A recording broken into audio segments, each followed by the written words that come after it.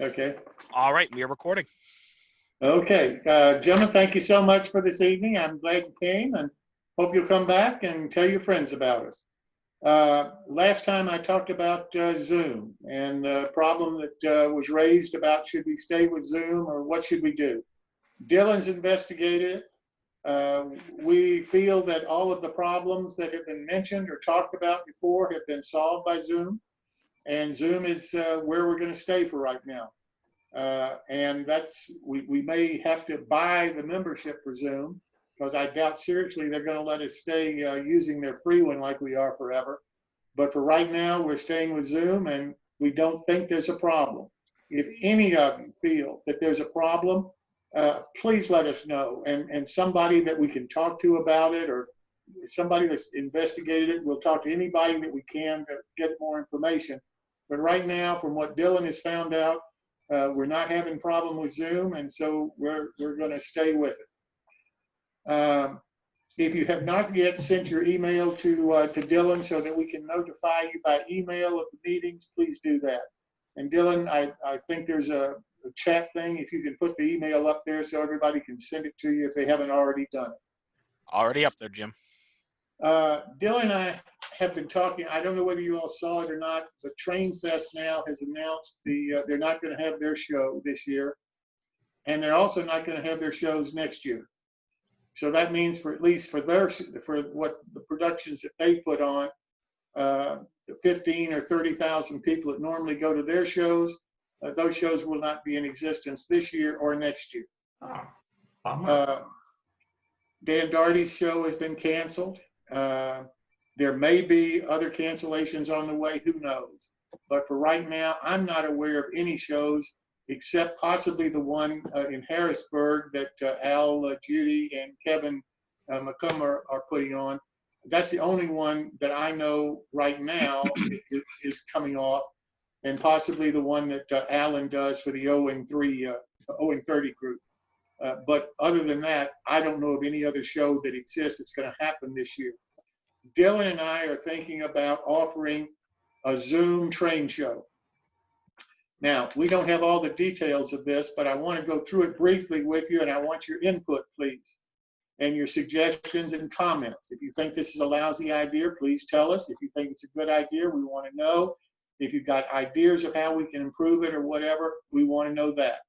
This is what our thought is. We're going to invite 20 manufacturers. Primarily, we're going to concentrate on the small mom and pop kind of manufacturers. We're going to offer them 5-minute slots to talk about whatever they want to talk about, their product or their company, offer the price for their product and so forth, and be able to take email orders at that point or in the future based on the video that we'll publish of the total show. So we'll have 20 of those in 5-minute slots. If some of the manufacturers want to go for longer, that's fine, but they'll be in 5-minute slots. We're thinking of charging $10 a slot for it in order to pay for what we anticipate being the cost for the Zoom that we're going to have to buy to be able to continue any of our Zoom shows. And this would be a source of being able to pay for that. And I think at a very reasonable charge for anybody that would participate. Frankly, for the rest of this year, where are they going to go and get this kind of potential exposure for $10? They're not having to pay for travel. They're not having to move from their home. They're not having to pack inventory. They're not having to unpack it, pack it back up, whatever. And they possibly can reach the same people in their area, as well as people around the world that wouldn't come to any train show that they possibly went to. So I think it would be a real asset to them. I don't hear about anything that started like this before. And Dylan and I think that this is what's needed right now in the hobby, particularly for the small mom and pop kind of manufacturers. And of course, we're going to invite the large guys too if they want to participate, but they probably have less justification. But for $10, what the hell? But for the smaller guy, or the guy who's thinking about entering the train manufacturing hobby, this would be a way for him to present his idea and get some initial feedback from people about whether there's a market for his potential product out there. And for $10, how can you beat that? So that's our thought. What do you guys think of that idea? Interesting. $10, I'm in. $10 would be hard to turn down, I think. I mean, where else are you going to get the opportunity right now? Cheaper than a table. Yep. I believe, and Greg, you might be aware of this. Didn't Craftsman Courtyard try to do set up a separate Facebook for sales that never seemed to have gone anywhere? You're muted, Greg. We can't hear you. I'm sorry. You want to start from the beginning? He's laughing too hard. He doesn't want to hurt her feelings. No, I usually stay muted for when my wife is calling me or something. I know they made a separate group that was going to be the Craftsman Courtyard virtual show, but I didn't see how it turned out to be very different than the Craftsman Courtyard Facebook group anyway. There wasn't more people advertising stuff there. It didn't really seem that different, so I don't think it was effective in the way they meant it to be. Agreed. Yeah, so this sounds like something that could work. I'd be curious about it because our model railroad club, sometimes we have consignments to sale, and so we would buy a few tables at the local show, and then sometimes we don't. So it would be something that we could get on board if we have something, and otherwise just sit it out. Yeah, absolutely.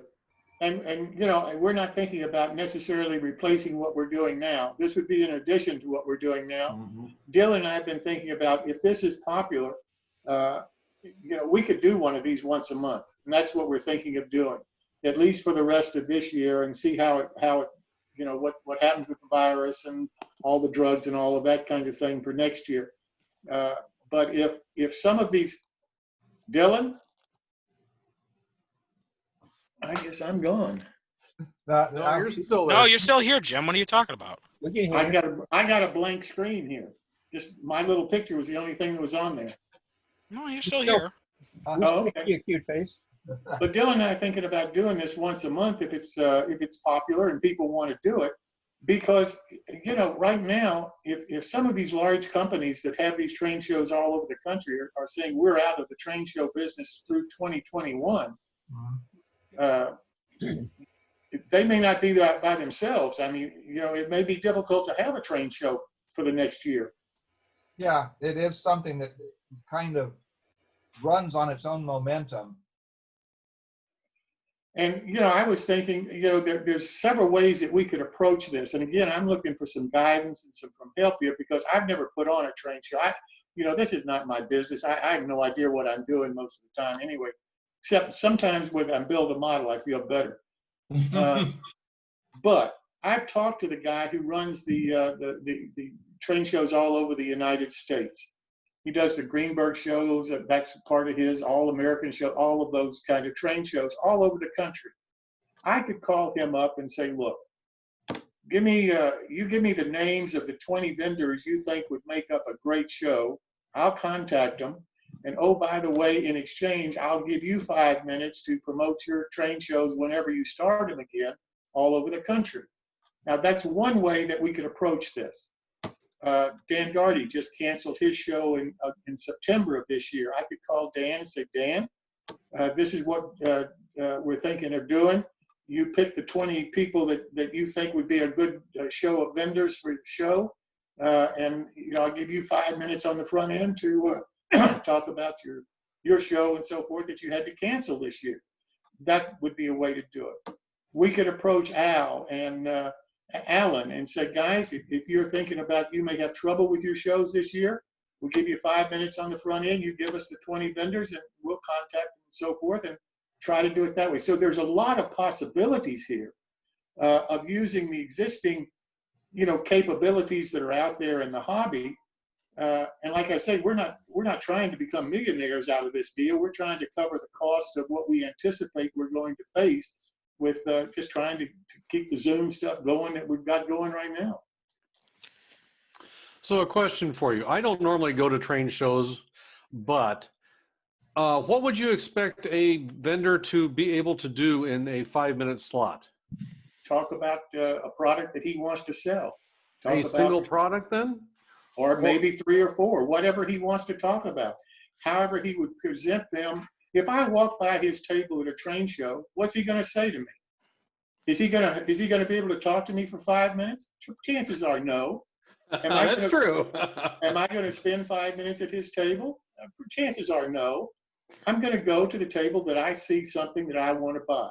Well, here's a manufacturer. We're saying you got 5 minutes. Talk about whatever you want to talk about, however you want to present. If you want to talk about a product that'll be out next month that's not on the market right now, you've got 5 minutes to get all the ideas and pre-orders that you can get off of this right now. I don't know what they're going to talk about. It would be up to them. But I would think, when you stop and think about it, if he wants more time, he simply buys another slot. If he needs 10 minutes, fine, he buys 2 slots. Dylan and I have talked about how long should this train show be. I think 2.5 hours. You know, that's what I've limited our Zooms to, and that's what I think we want to limit this to. Mm-hmm. So unless anybody has some negative thoughts about this or things that we ought to be concerned about or think about, this is where Dylan and I are going. This is what we're thinking of doing. When's the first one? I don't know. Who's going to be there? I don't know. If you want to be a part of it, let us know.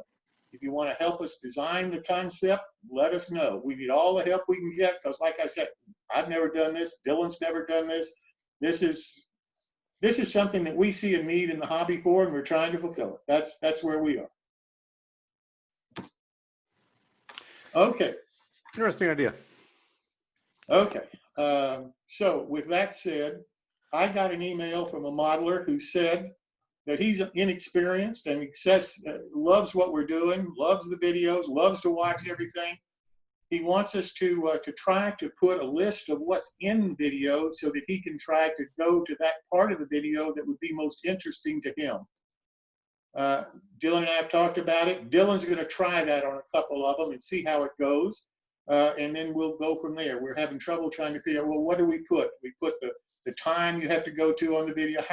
How would this work? And we don't know that yet. But what I've been doing so far, if I might cut in, Jim, one of the things I've been doing so far with some of the videos, and I've fallen a little bit behind on it just because of availability of time, is some of the videos I've gone in and I've done the time code thing already. I noticed that on the Al Judy video. I was just watching today to pick up one of his techniques with the pigments because I was trying to use mine. And I saw down in the timeline, you had where he covered what he was covering. And I thought, my God, this is fantastic. Thank you. That's why I've been trying it. Someone had suggested it to me in one of the Owen 30 groups for just that reason. And I think I started it. Did I start it with Jim Gore's? I can't remember which one I started it with at this point. I know there's one video. I've got most of the tags done on it. And then there's the most recent 2 I need to go in and do.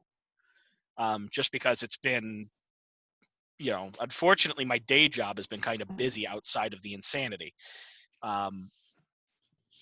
That said, if there's any other ideas you guys have on when we put the recordings up, like what can we do to improve it or make it easier to look at stuff, my email is in the chat. Shoot me an email. Because Dylan, if I may, go ahead, Bill. When you do when you listen to the concert stuff on YouTube, they'll usually have a song title and a time afterwards of where the next. Right, it's kind of the same thing. Yeah. Exactly. I think it's the same system that those concert people use. I actually got the idea from a guy named Drac on how to do it. He actually does naval history, and I'm acquainted with the guy. And he explained to me how to do it. I'm like, oh, that's simple. The biggest issue I have is it is time consuming to do it because you basically go through the whole video, watch it, plug the time codes into the description. The problem is you've got to watch the whole thing to make sure you don't miss something. Okay. Anyway, we're going to try that and hope you enjoy it. And like Dylan says, if you've got any more comments, please let him know. this gentleman also suggested that we start showing demonstrations, because while he thinks that we have a lot of talent and so forth, he doesn't, and would like to learn from us, so he'd like to see more demonstrations. Well, you know, I don't want to get involved in competing with everything else that's out there about this is how you build this and this is how you build that and so forth.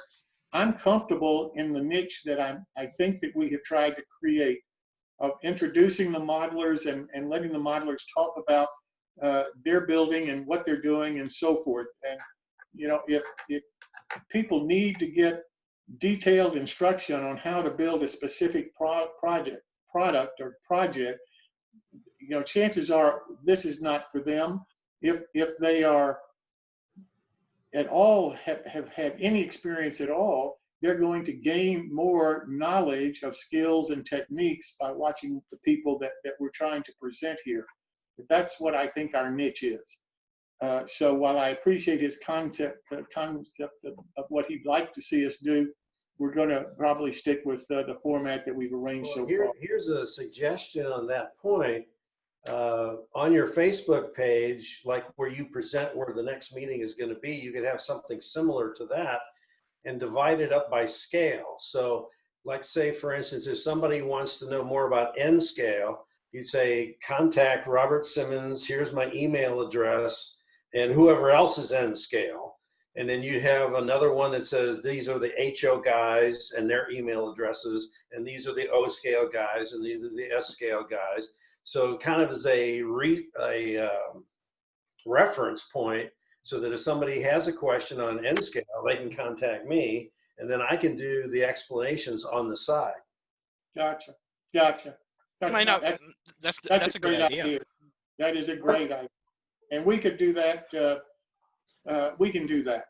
That I agree with. You could put on that header piece, these people are willing to help you with ideas and suggestions. Feel free to contact them at this email address. Absolutely. And see, I do that in each one of my articles. So that, you know, I should have been doing that all the time. I haven't been doing it. You're exactly right. That's a great idea. All right. With all of that said, guys. No, Jim. Wait. Yes, sir. I was going to say the one thing, the title "New Track" might be a little bit. Bill, you're cutting out. People who are thinking that this is something for people who are new to the hobby. Can't understand. Bill, you're cutting in and out. Modeling as opposed to bad storm going on right here, right now. Yeah. Okay. I'll just be quiet for a second. Go on, Jim. Okay. I'm sorry. I can't. You're cutting in and out. I couldn't. Chat room. Yeah, I'll put it in the chat. Okay. Or if it's long, just send me an email. That would be great. You got my email address. Okay. I do. Okay. I do. Am I causing the problem, Dylan? No, I don't think it's you. Okay. I think it's his connection, which, you know, he said there's a storm going through, so that is what it is. Okay. All right. Well, now I'd like to turn to our featured modeler this evening, Doug Koster. And Doug, I think you're really going to find interesting.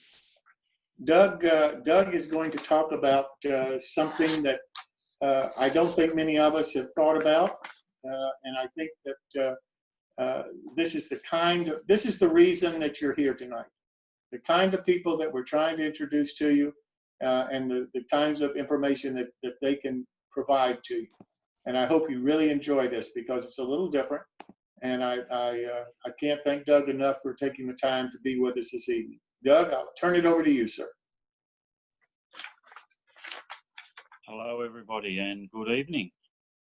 Although it's good morning here, I'm in Hong Kong, so it's 12 hours difference. It's actually Sunday morning at 7:19, rather than your evening time if you're on the East Coast.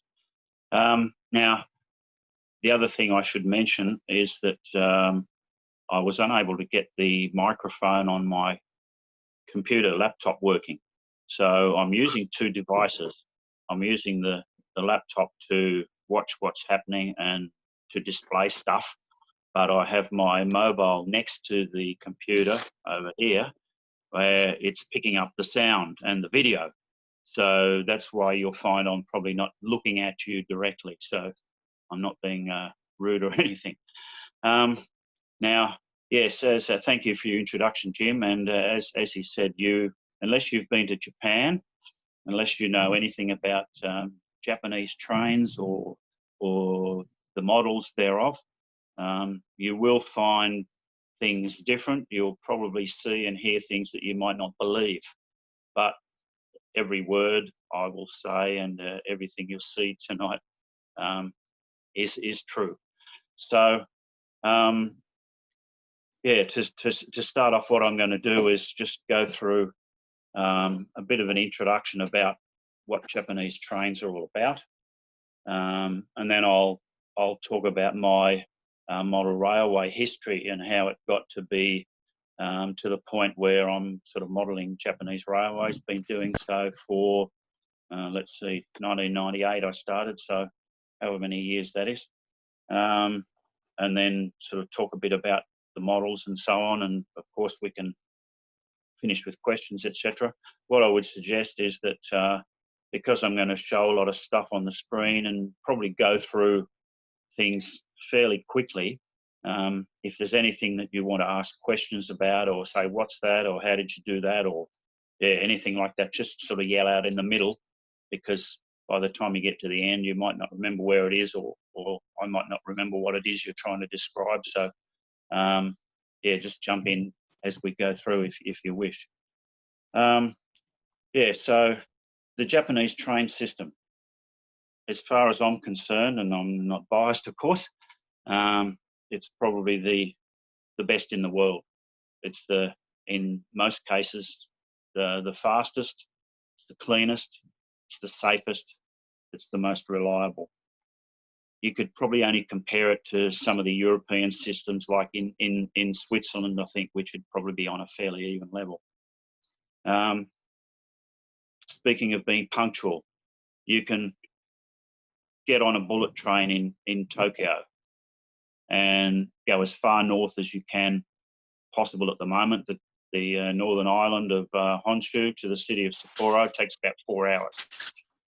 You can go in the other direction because there's no actual link all the way through the country. The lines go in two directions, from Tokyo north and then sort of south and west. So you go in the other direction, you can go all the way down to the end of the island of Kyushu, which can take about 7 or 8 hours. So you can go from one end of the country to the other in well, within a day if you start very early.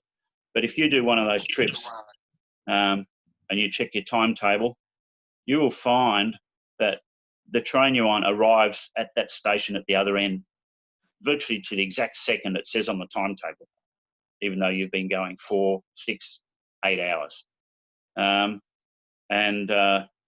If you look at the suburban system, there's places where you might get, say, in the middle of Tokyo. It's very busy, of course, 10 million people on the train every day. And so there's a train coming past every 45, 60 seconds, and they're all full.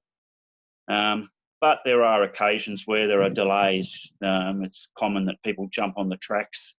There could be some natural thing that causes some delay. So if there's a problem and your train is late, then when you exit the station, there'll be staff there giving you a note to take to work to say why you're late, because the train was late. Because otherwise they won't believe you, because the trains are never late. So if you can think about where you are, and I'm from Australia originally, and the system's probably just as bad as America's become. Yeah, the trains are always late. So if you turn up somewhere late, sorry, the train was late, yeah, no problem. Whereas in Japan, that doesn't happen. So they'll give you a note to prove it, because otherwise that wouldn't happen. Yeah, and the other thing is, as I mentioned, you look at the timetable, and you can plan your trips to Japan very well by looking at the timetables. They publish a book which is probably this thick of all the timetables every month. not that they change all the time, but they do major timetable revisions usually every year. But you've got a timetable book you can go through, and you can plan your trips. And because of those times, you can plan your journeys so well that you can be doing a 2 or 3 minute transfer at a station to get on one train to the other. And it'd be very unusual that you'd sort of miss that connection on your trip. So yeah, it's an amazing system. And to go back in history, there was a company that ran the whole show called Japanese National Railways, JNR. And by the 1980s, they got into so much debt that things were really bad. So it was decided that they were split up into several separate companies. And what happened was that each of the smaller islands, Kyushu, Shikoku, and Hokkaido, all became a separate JR, Japan Railways Company. And the main island of Honshu was split into 3 companies: JR East, which is basically north of Tokyo, and JR Central, which goes between Tokyo and Osaka, and JR West, which goes from Osaka to the other end of the island. That was in 1987. And of course, most people are probably familiar with the bullet trains. Maybe it's one of the only things people outside Japan know about Japanese trains. You've seen the bullet trains. They started in 1964, and there's now an extensive system covering most of the country. And as I said before, the Japanese trains are very safe. The bullet train system's been running at high speed for that many years. It's been, what, over 50 years now, 55 years. And there has never been one accident or one fatality on that whole system. There was one derailment at a time when an earthquake started, and the trains do set to stop automatically, but the train sort of derailed, but nothing ever happened. And people do jump in front of them, but that's not the train's fault. So on the trains themselves, yeah, there's never been an accident or fatality. So that's the sort of system that everyone's, should be aiming for, I guess, and tries to copy. And with these private JR companies, there's also a lot of private companies themselves that run trains as well. In Tokyo, for example, there's probably 10 to a dozen different private railway companies. And they all seem to have sort of separate little areas of the city that they cover. They were probably all originally based from companies way back that started their own thing, and then some have amalgamated and so on. But the thing is, these companies are all in cooperation with each other. And in most cases, the track gauges are all the same. The majority of trains in Japan run on narrow gauge, 3'6". The bullet trains are a bit larger. They're on standard gauge, of course. There are a couple of private railways that are on a slightly different gauge, a little bit bigger than 3'6". I don't remember what it is, 4 foot something. But the majority are on 3'6". All the main JR lines are on that as well. So there are connections in places between these different companies as well. And what you can do is you can get on a private train, suburban train on, say, the western side of Tokyo, get on that. It'll continue towards the edge of the city, and then it might run through the tracks of one of the subway lines. There's about a dozen different subway lines run by 2 different companies as well. So your train will go through that subway, and when it emerges from the subway on the other side of the city, it might change to the tracks of another private company, and you continue to wherever you're going in that direction. And you wouldn't notice anything different except where it stopped at those boundaries. Maybe the driver's changed or something. One of those lines could be one of the JR lines as well. So it's very seamless and very, very good system as well. There are also what they call third sector railways. These are small railway lines that usually in country areas maybe sort of only go from a main line sort of inland to a smaller town or something. One of the original branch lines that might have been inefficient, and the system was going to close it down. So what happens is the local town or prefecture or something might get together and work out a system to take that over and run it, so the people that live there still have a railway connection. Some private connections like that have been created because of redundancy, where a new bullet train line has been built, and so it's the main way where people are going to go from A to B, but in the area between A and B, people still want to use the local train, and the JR doesn't want to run two trains in the same place. So again, a third sector company's created in a private way through maybe it's usually the local cities and government, etc., take that over and sort of look after it. So there's quite a bit of variety, and the way it runs, many different companies. And the other thing about Japanese trains that I find, they're very interesting to look at. And I'm going to show you some pictures now. Some of these you probably, as I said, won't believe. So here are a number of different Japanese trains. This is a small single electric car. As another thing, majority of trains in Japan are electric unless you go into the very interior where the lines are still just dieselized. So yeah, we have that. That's a brand new train actually, and we have maybe have a look at this one. This is another brand new one. They have a prize sort of giving ceremony every year for what the industry votes as being the best new train, and this is the one that won it for last year. Doug, can you blow that up where it's larger? Well, it's full screen on my screen. No, all I see is I think it's I think it's doing the same thing it did when we did the test run the other day. So what are you seeing? We're seeing the list of files, and we're seeing the thumbnail in the corner. Well, that's not good then. Well, I've selected that on the computer, and it's full screen. And I can probably try to do that on the mobile, but you can see that now? No. Doug, I ran into this in a club meeting once where somebody was sharing the screen, and when it was showing their desktop, they didn't click on on the picture where it could step through the pictures. They clicked on the folder that was showing all the pictures instead. Well, I've got to get to the picture through the folder. That's the thing. Try double clicking the picture.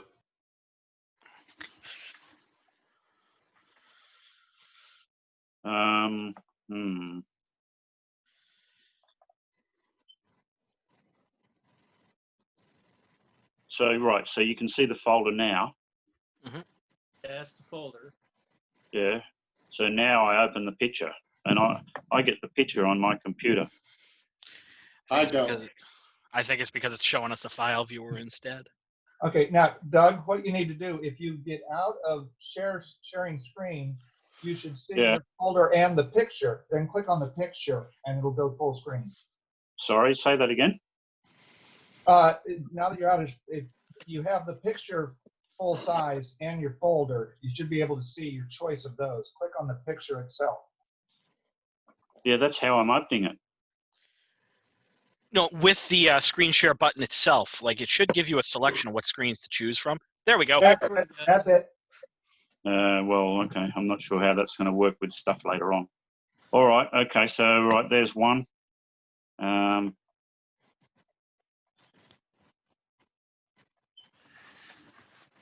This is for later on, you'll see these ones. So yeah, you can see, wow, there's a bit of a time gap there. Yeah, so there's another one. That's just basically a suburban train, nothing special about it. There's another one. So this is one of the options you can use if you fly into Osaka and want to catch the train from the airport into the city. And They all look very clean. I don't see any graffiti at all. no, they're all very clean. They're all washed every day. Yeah. So yeah. Okay, so I'll go back through a couple of these. There's, other than your normal suburban trains, your bullet trains, etc., they also have, like this one, what are called basically cruising trains, and they're specially built luxury to do sightseeing trips. They might go away for 2 or 3 days, stay overnight. They're all sleeper trains, very luxurious inside. Here you've got a 10-car train, and probably the total capacity is 30, 40 people at the most. Most cars probably only have 2, 3 bedrooms in at most. So, and they're very expensive, of course. So you can get models of them. There's the model of that particular one. Yeah, some more pictures of the models. The models aren't cheap either, of course. And I think I had some interior shots. What are the models made out of? Sorry? What are the models made out of? They're all the same as your normal stuff. Mostly metal underframe, and all the rest is all plastic.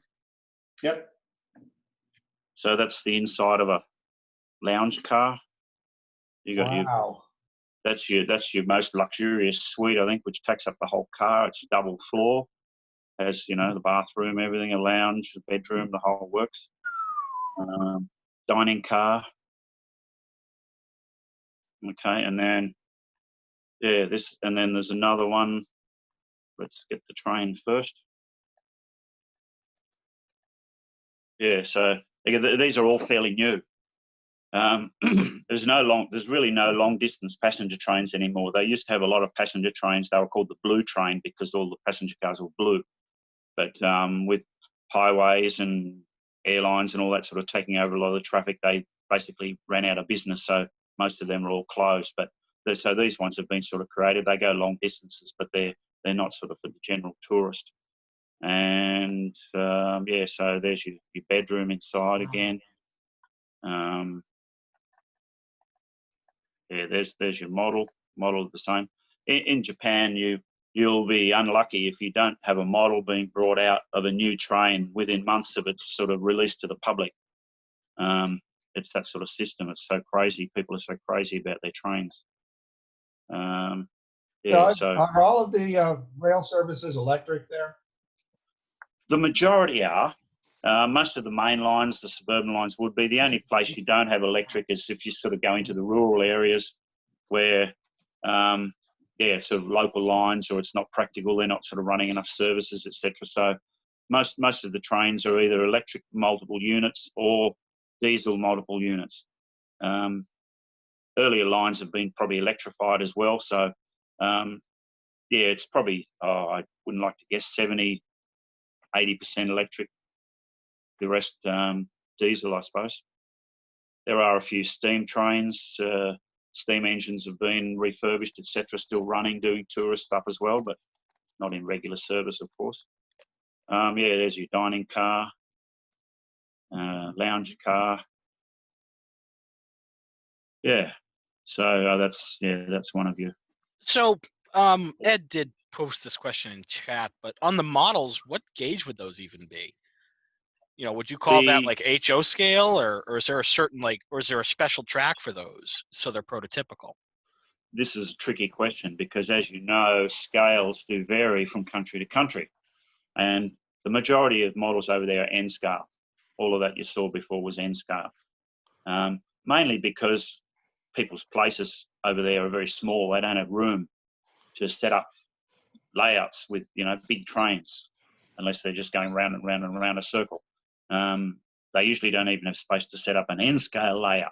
So that's part of the reason why Kato's Unitrack was built, so you could put trains on the floor and play with them and then sort of pack them up again. They have clubs over there, but they usually hire a hall over the weekends, set up a whole lot of tables, do modules and stuff, sort of like your N-track, etc., and play trains that way. But the majority of stuff, as I said, is N-scale, basically because of the size. You'd probably be looking at 90 to 95% of the hobby is N-scale over there.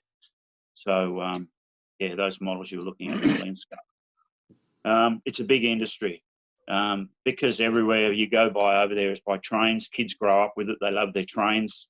They all get into trains as a hobby. I would suggest it's probably the biggest model railway industry in the world. Such to the fact I'll detail the models a bit later, but there's half a dozen major manufacturers and each of those would bring out 5 to 10 new models every month. Maybe not right now because production slowed down and things aren't coming from China, but in the general run of things, yeah, you've got so many new models coming out every month, and as I said, a lot of those are models of new trains that are only just running on the tracks just recently. There is unfortunately a lot of duplication between the manufacturers, which is probably the same everywhere, but people have their favorite brands, and some are more expensive than others, and some people say some run better than others, etc. So that's all very personal. Yeah, and as I said, the hobby's very big. There's also probably half a dozen major magazines that are published every month, full colour, a couple of 100 pages. Some are just prototype, some are modelling only. There's one magazine that only does N scale. Some sort of have a mixture of both. So for the hobbyist over there, there's a vast amount of resources and stuff you can get. And the other thing is basically DCC is non-existent. People playing trains by themselves, you don't need it.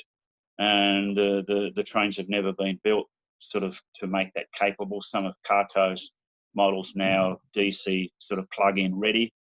But overall, if you want to do that, you're sort of on your own if you want to play the Japanese trains and use DCC. So that's sort of a bit of a background about the system and the models, etc. So I'll go into a bit of my background. I started playing trains when my parents bought me a Triang set as a kid in, I guess, primary school, if you know the brand Triang, British trains, pre-Hornby, I suppose. When I was in early high school, for some reason, I don't remember now, this is, as you can guess, quite a few years ago, I bought some N-scale American trains from the local hobby shop, and the first one I ever bought was this one. I hope we can see the picture then. Hang on a minute. I've done the wrong thing.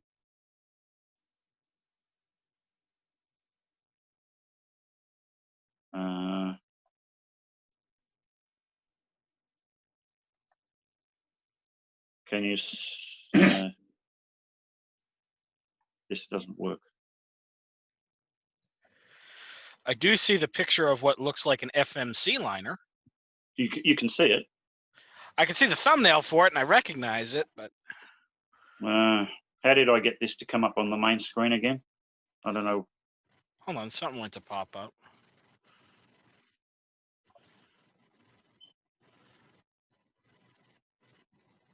I should be able to. No. I think you might have to make it full screen first. Well, I can't remember now how I got those other pictures to come up.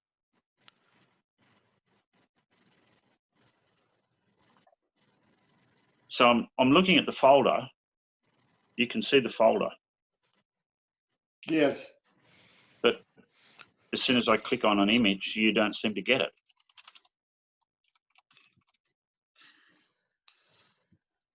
All I see is the folder.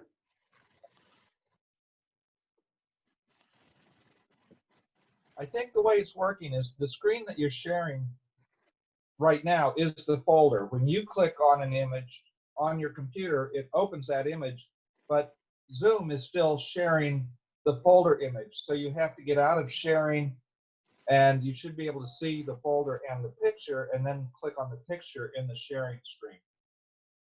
But this is the folder is the sharing screen. But if you get out of sharing, once the picture is open, it should be one of your choices.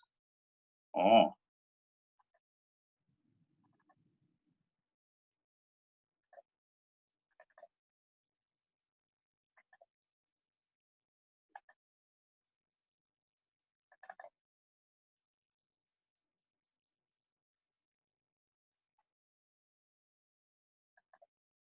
Now, as soon as I stop sharing, I'll go back to my video. Ah, there we are. There it is. Uh-huh. There we go. I'm Oh. afraid to get out of this now because, so yeah, that was the first thing I ever bought. And as you can see, yes, someone's identified it correctly as a Fairbanks Morse sea liner, which you probably might also know Southern Pacific never had, but that didn't I stop had most one. most manufacturers in those days didn't One of care what the, I doesn't recognize colour that. The New Haven had those. New York Central Yeah. had those. Mostly Specifically Eastern those lines. 5-axle ones. Yeah. So, yeah, 6303, I think when I looked it up, was actually an F7, which they probably thought looked similar enough for most people who didn't care. So, yeah, I had that. I'm not even sure who made it, Atlas or somebody. So, yeah, I had that, a few freight cars, played around with them. Had a friend that I had at high school that had built a bit of a layout in his home. We used to play around with those sort of for a while. But I sort of didn't really do much with it. And when I finished high school, left to go work, played in bands, did other things, sort of got busy with other things. So trains sort of disappeared out of the system. And then, where am I up to? I've got a list here I'm sort of trying to read out. So, yeah, after many years after that, when I was sort of had a house and found that it had a small shed in the back and had sort of been on a trip and travelled on some trains and sort of created a bit more interest, I decided to buy some stuff again. And I'd always been a Southern Pacific fan. There was a couple other locos I'd bought, some of the bloody no scheme ones, some freight cars. So I'd always been a Southern Pacific fan. I ended up buying a Bachmann GS4. Some say the most beautiful steam loco ever built. You might be biased about that, but that was HO, of course. And let's see what else comes up. Yeah, in my younger days, I lived in a very small country town in Australia, and it's probably lucky the newsagent sort of got magazines like this. And I probably went in there one day, and this is the June 1970 edition. I think I first started buying Railroad Model Craftsman in very late 69 or 70. Again, it shows you how old I am. So when something like this came up, and I think everyone knows the Gorian Defeated, that was certainly an inspiration as well. And the original track plan for the version 1 is sort of a similar track plan to what I'm hoping to build as my next little railway. Where I am, there's very little space to build anything, so something like that I'm trying to use to build something at least to run on. And of course, if you buy this, you know this book, I've sort of been reading that for many years. And over the years, I was probably more an armchair modeler than anything, sort of drawing plans, looking at pictures, thinking of all this sort of stuff, and never actually doing anything. So it got to the point where I was in probably, late 1980s. I suppose this would have been where I started buying some of this American HO. And all right, we won't go there. I'll get rid of this for a minute. So, yeah, I started buying American HO. This was in Melbourne. I was living in Melbourne at the time, and got quite a large collection. Joined a club there. Most clubs in Australia, you'd have most members running Australian stuff. It wasn't a big industry in those days. You had to do a lot of scratch building and kit bashing yourself. So there was still a lot of modelers then had American stuff. So I fitted in okay with that. The club had both HO and N-scale layouts. And I do remember one guy on the N-scale layout used to pull out some Japanese trains, which at that stage, you know, for most people, again, were very different, blew everybody's mind. And that sort of stayed in my mind for a long time afterwards. So we continue along, and where was I up to? Yeah, I eventually, towards the late 80s, I got disenchanted with the Southern Pacific when they got taken over, and their sort of identity disappeared. And that was in what 1988, I think. Originally by Rio Grande and then UP. So I'd been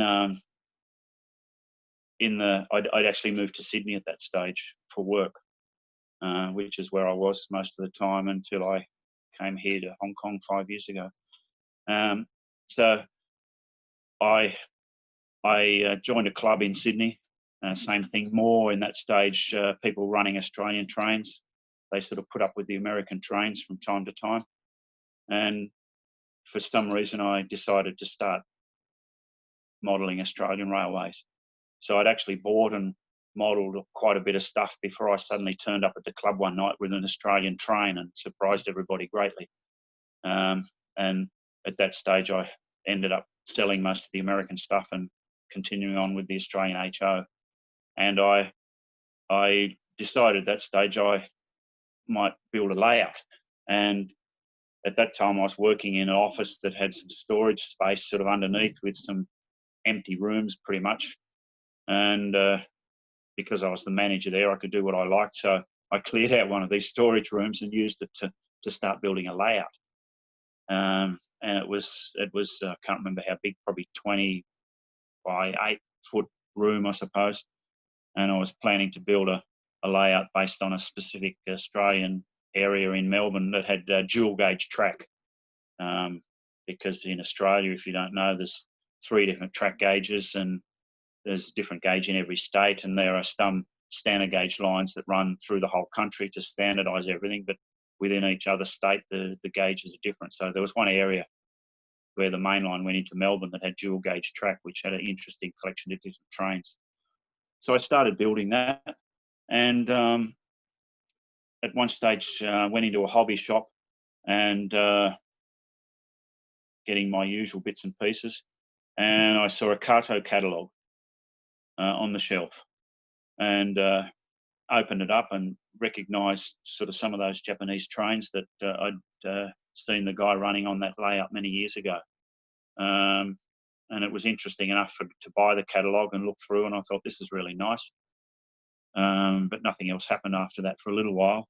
And then I went into another shop that did sell some Japanese N scale, and there was a few on the shelf there, and I was sort of having a look, and the owner came up, being a good businessman. Are you interested in those? And I said, oh, they look very nice, but they're a bit expensive too. And the guy said, well, I'm trying to clear out some of my stock, so I'm going to sell them at a really good price. I can't remember what it was, maybe down to half price or something. So he twisted my arm, and I ended up walking out of that shop with about 5 or 6 Japanese N scale train sets. And the first one I got, which I still have, is here. I'll show you. The trains come in.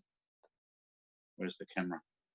Yeah, it's like a bookcase presentation thing that you open up, and there's your train all nicely set up inside. So this is one of the bullet trains. This was in 1998. This train had only just started running. So there's your model, 7-car bullet train. And that's the full train in itself. So most bullet trains are 16 cars long. There are some smaller versions going into the country areas. And I will say at this stage, I was a bit of a perfectionist buying models. I wouldn't buy a train unless I had the full set of the cars, and they always have to be in the right order, facing the right way, etc., etc. Particularly when you run at exhibitions and you want to see people running it. So, yeah, so that started my Japanese train collection. So here I was with 5 or 6 different sets and nowhere to run them. So I picked up a few pieces of N-scale flex track. The track that everything runs on is still your 9mm, of course.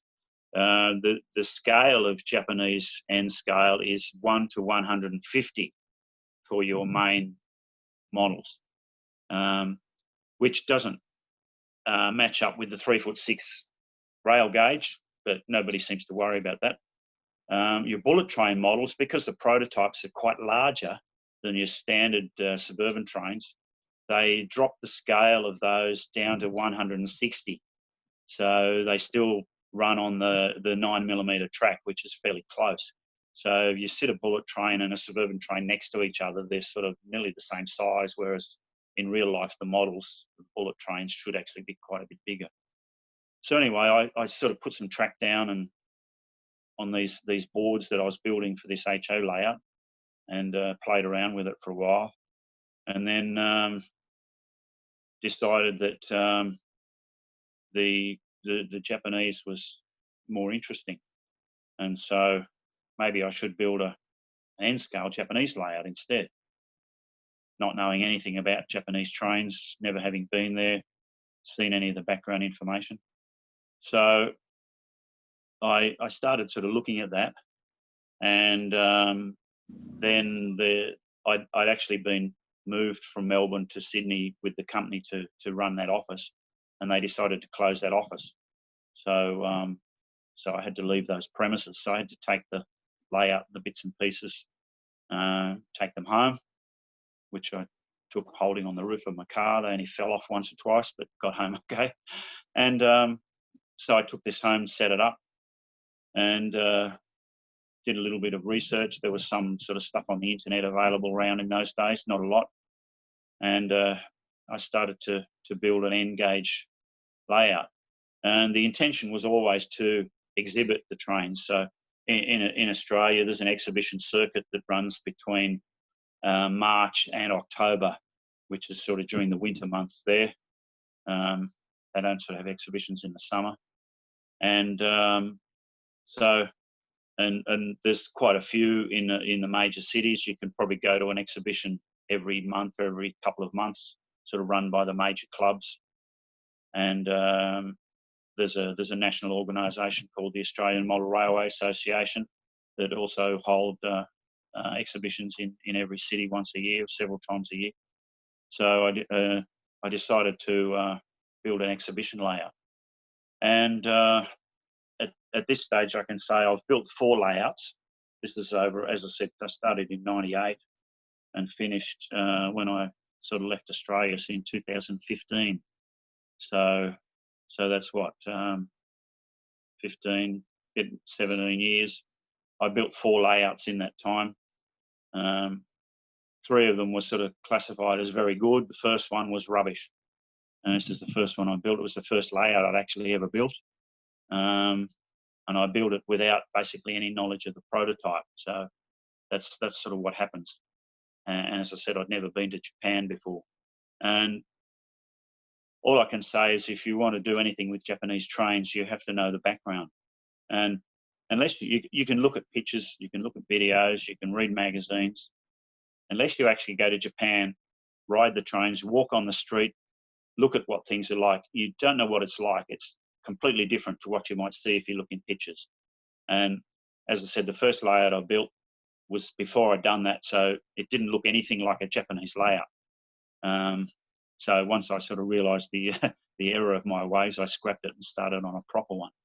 So I'll show you some pictures of that if I can actually get them to come up on the screen with our screen problems. Where are we?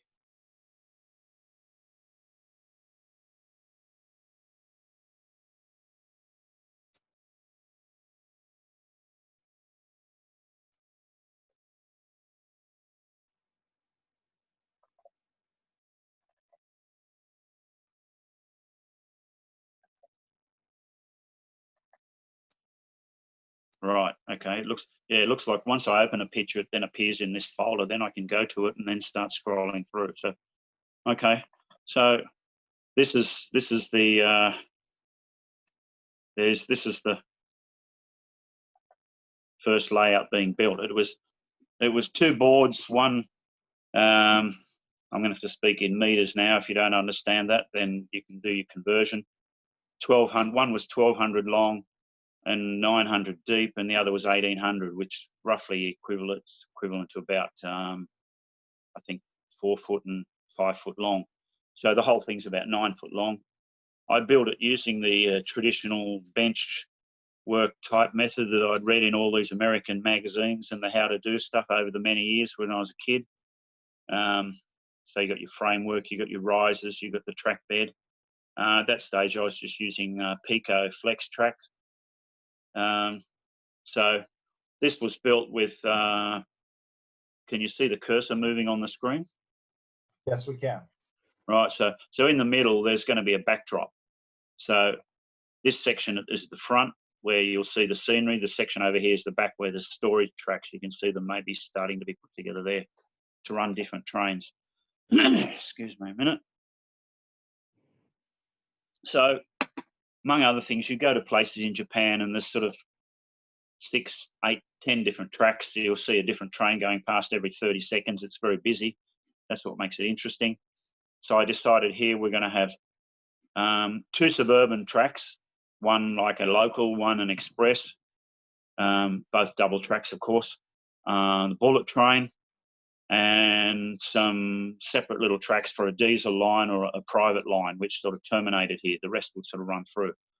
So what you've actually got here is 8 actual running tracks. And the thing is, you go to an exhibition and people get bored if they don't see trains running. And particularly in Australia, people like to model little country towns, rural settings. They're sort of big open layouts that are sort of basically all dry dirt, a few trees and sticks, and a single line that goes through a station. And once the train disappears and goes around the back and the operator decides on the next train and fiddles around, gets it running, and the next train appears at the front, everyone's got bored and they walked away.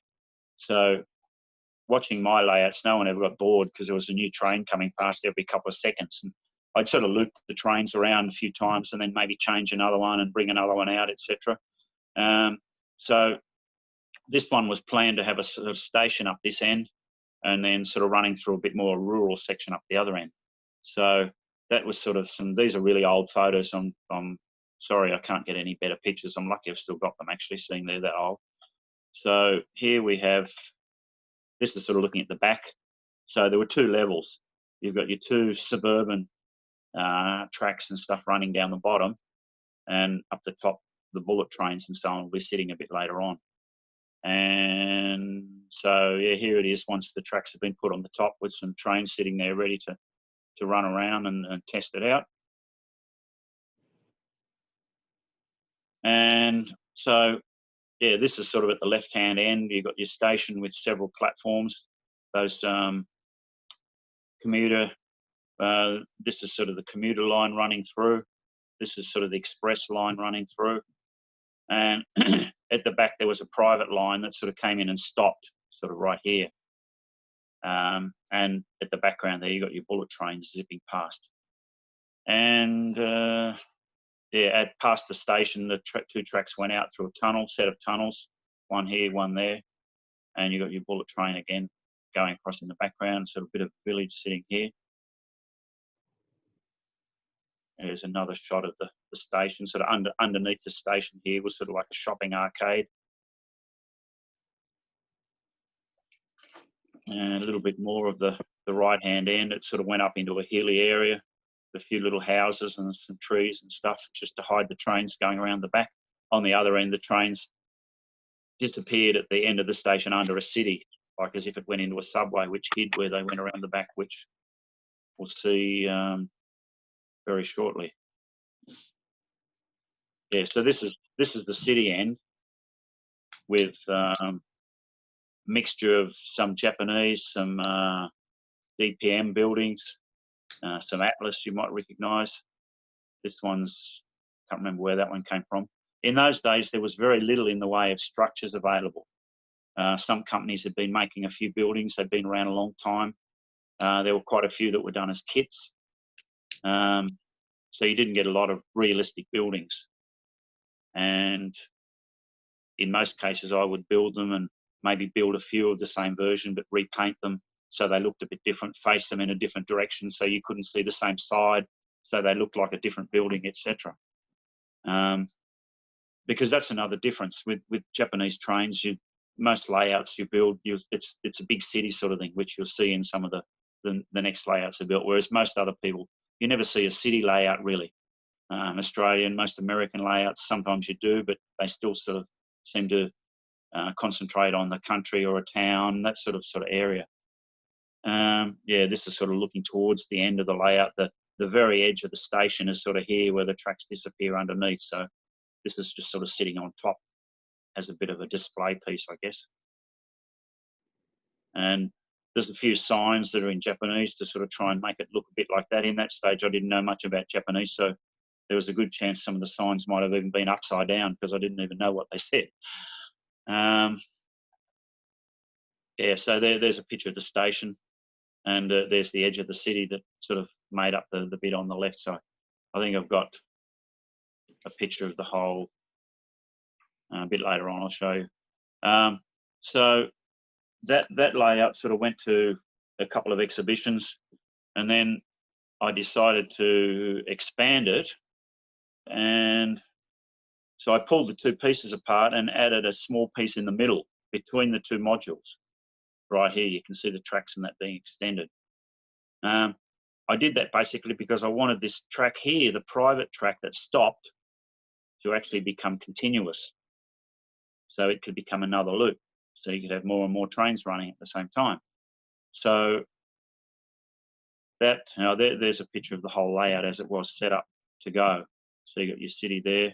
This is the newer version. So it would have been two 1,800-foot modules, which is 3.6 meters. There's your the hill sort of section at the end.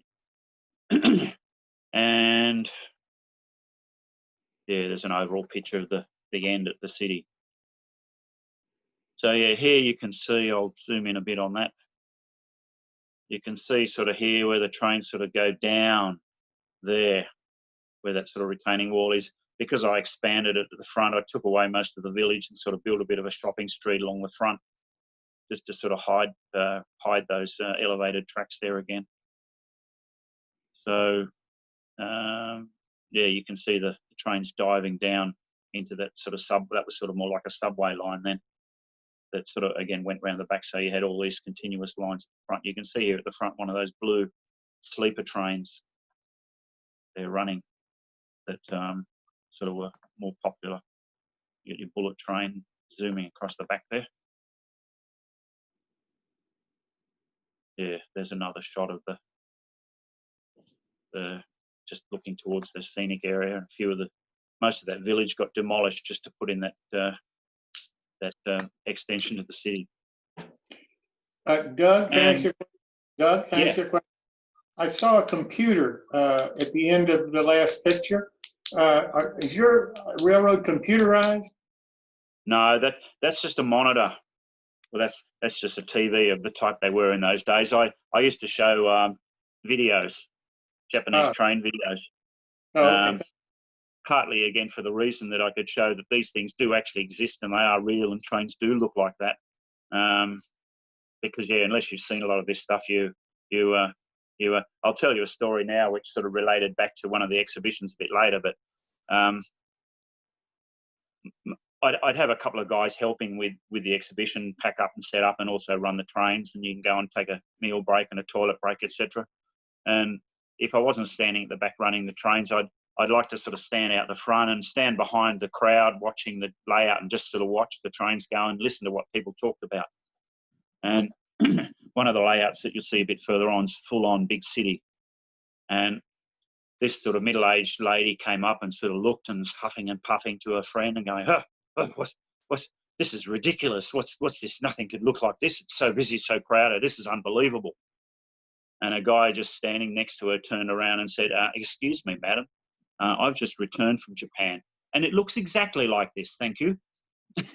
So that was good because that was sort of that was what I was intending. It was supposed to look realistic. So yeah, so you're showing the video. And another exhibition, I used to have a sort of big display board next to the layout, sort of again with sort of maps of the system and showing pictures and sort of a bit more of an explanation about sort of what the whole thing was all about.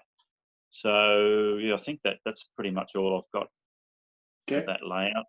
As this, whether you know it or not, it really doesn't look very Japanese, just because you've got Japanese trains running around and Japanese buildings on a layout, which a lot of people do. And I mean, everybody to their own. If they're having fun, that's fine. But if you want to do it right, you've got to do it right, as I said. So, yeah, not long after that, I had this trailer, little box trailer, 4x6,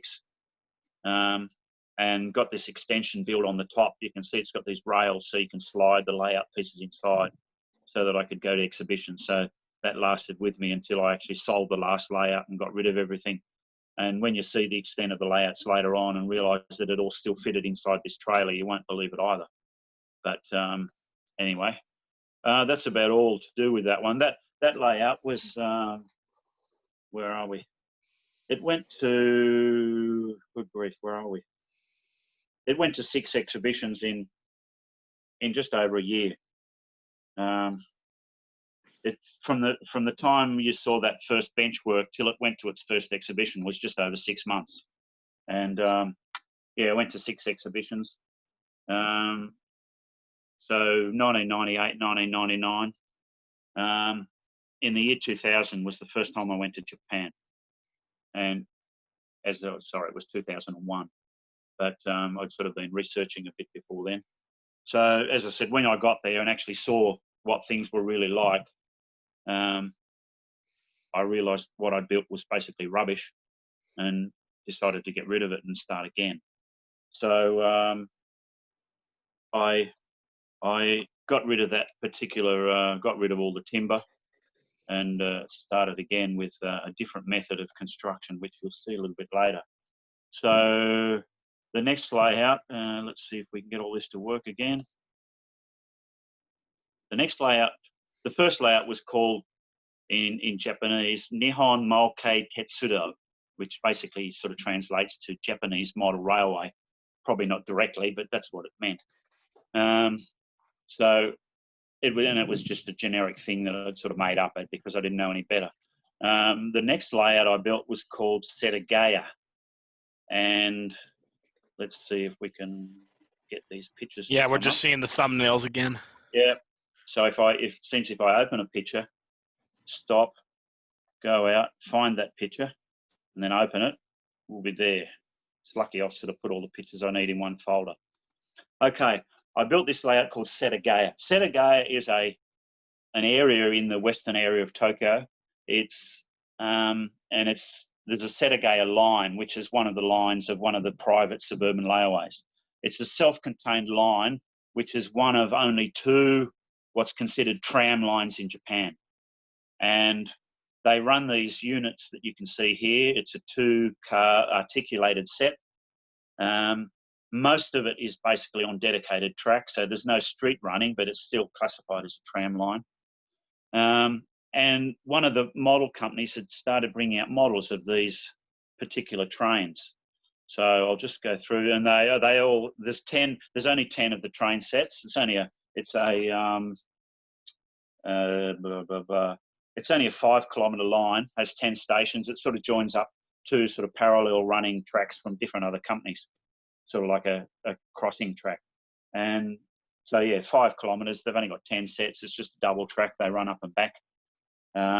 And for research purposes, of course, when I went there one year, I sort of walked the full length of the line, taking photos, writing, etc., to get all the details.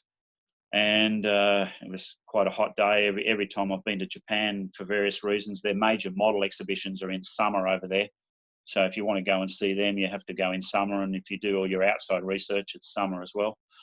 And summer's very humid there. So anyway, there's your double track line. They're very short stations because they've only got 2 cars. There's a couple of sets running. Blue ones, pink ones, orange, green. The company called Modemo. I'll talk about the different modelling companies later. Started bringing out these models, which I'd sort of got a few. And so, yeah, there's the first one. You can see sort of here's the motor actually inside one car, and it runs through a gearbox to this bogie, and there's a shaft and a universal joint over the articulation there, runs up to a gearbox in this bogie here. So such a small unit like that doesn't have traction tyres, so you've got sort of all-wheel pickup on those. They'd run sort of quite well. So yeah, I got a couple of those and decided to build a model based on that particular line. And yeah, so instead of just running those particular trams round and round, I also decided to have a suburban line running in the background, which at the terminus of each of those the stations on that line, you'd see another train going past. You wouldn't see one running parallel to where the line is, but again, we've got modeler's license here, and unless you're an expert, you don't know all these things. So now this layout started in October 2002, and it lasted for 4 years. And during that time, there were basically four distinct versions. And I'll go through each of those as we get through. This is pretty much the first version. And so, can you see where the trains are?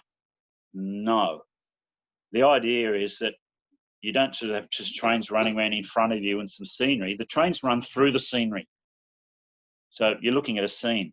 We're looking at a city scene.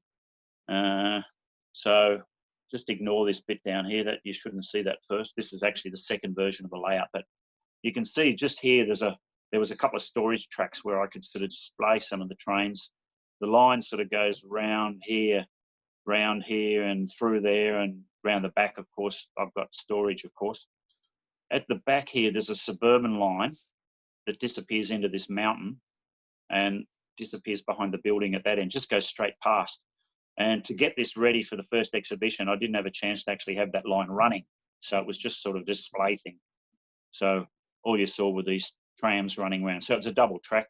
You had two trams running around. There's some at the back stored. You could swap around, etc. So this first layout was 1800, 1.8 meters long. 1.8 by 1.2 meters is the size of that trailer, the inside where you could put your module. So everything I ever built was based on that dimension, because it had to sort of fit in and go through. So that's sort of like about 1203. So this is about 3 feet, and there's two modules. So you can sort of just see the join there. So 4 feet, another 4 feet. So it's about 8 foot long. So that sort of lasted a couple of exhibitions, and then between the gap between that, I managed to finish that line in the middle, so it had actually run some suburban trains around. And then for the second version, this is the second version. I added this hill and a bit more, some bigger buildings on the end there. You'll see some of these big tall skyscrapers where you might remember the old Atlas buildings. And somebody, I presume it was me, decided to have a brilliant idea. Let's have a subway. You know, everywhere in Japan there's subways as well. So your layout should have a subway as well. So you'll see this section at the front here.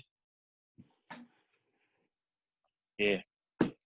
So the layout before was just built on fairly narrow boards. I had to scrap all that and get some sort of timber that was deep enough to fill all of this in as the frame. Basically started the whole thing again. And build a subway line, which is just a loop that goes around underneath, passing through a station with an island platform. So you've got one train at the front, one behind the platform. And there's another level above it, which is sort of like the station entrance and a shopping arcade. There's some better photos a bit later on. And while that was a very good idea, it was a damn nightmare to operate. Because if anything went wrong, it was very difficult to sort of get in and access. And you can see on the front of the layout, this is an exhibition, I've got perspex sort of just screwed onto the front to keep fingers away, of course. If anything happened in here, you had to take the perspex off to get to it. Around the back of the station could be removable, and the rest of it was sort of a bit open under the framework. But as I said, it was still a nightmare to operate. And after this, I never tried the same idea again. But yeah, so as you can see, the layout is a city. And by this stage, there'd been more buildings come out. But again, a lack of buildings led to a lot of building and kit bashing. So quite a few of the buildings were available that came in sort of sections or as kits. So you could double the size of a building. This one here is twice as tall as what the actual kit is. This one's sort of been added on. And as I said before, you repaint the buildings, you face them in different directions. You do all stuff like that to fill up a space like this with this. There's probably only a half or a third in this whole area of buildings that are actually a completely different model. You just have to do something to try and give a bit of variety. So, yeah, I'm showing you a few photos of the actual layout, but you'll see some better photos a bit later on. So this is the tram line as it sort of weaves through the buildings. This is the front of the layout here on this side.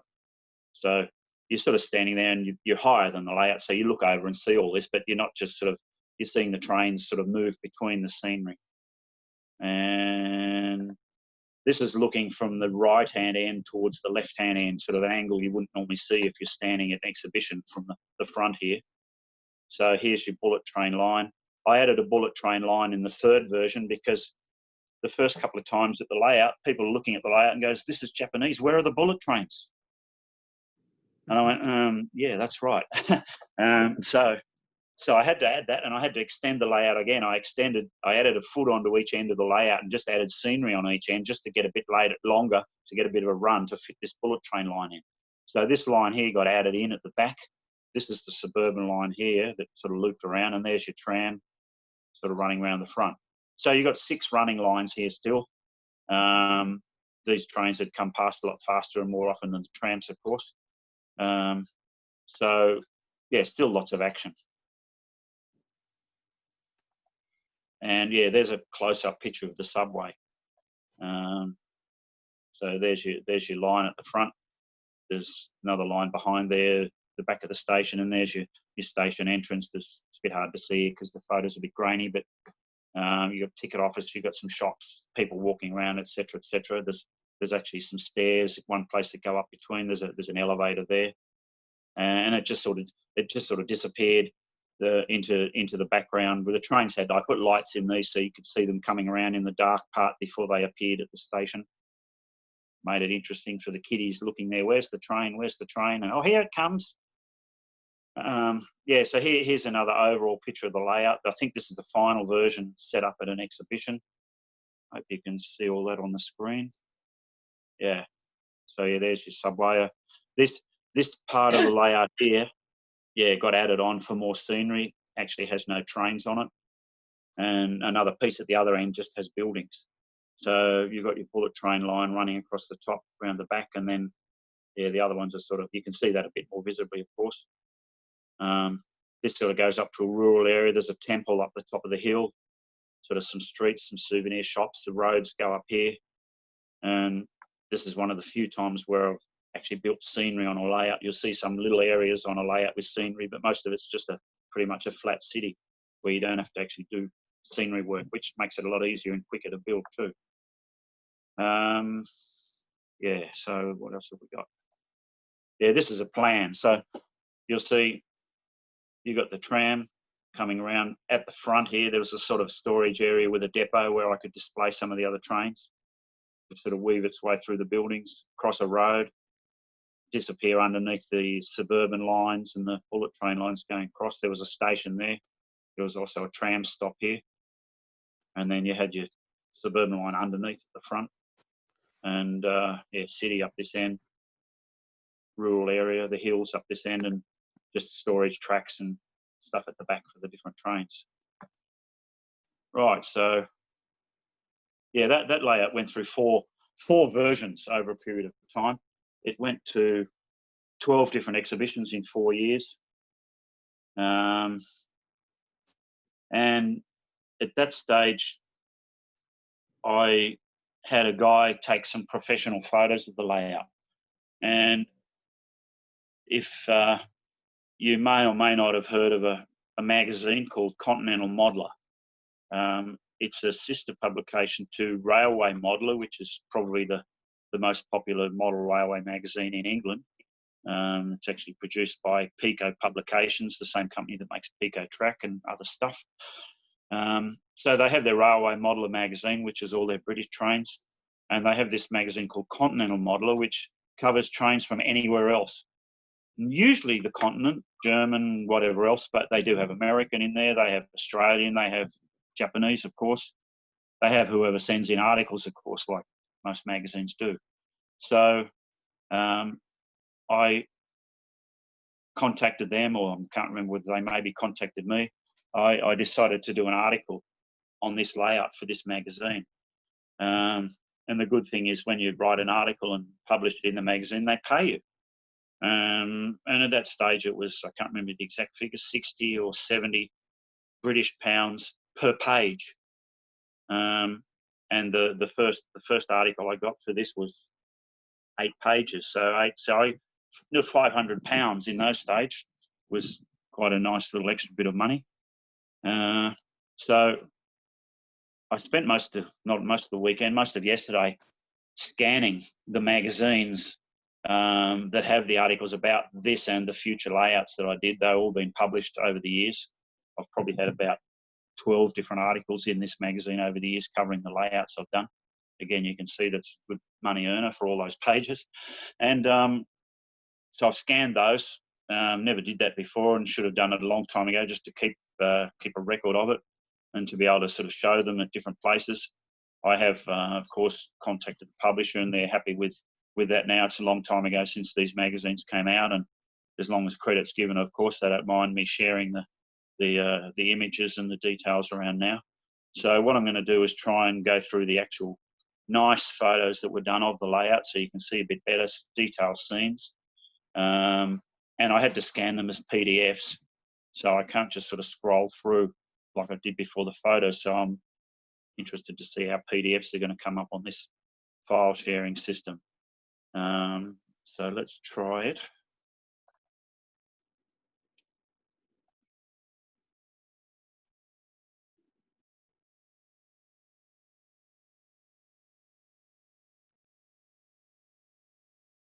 So we've got,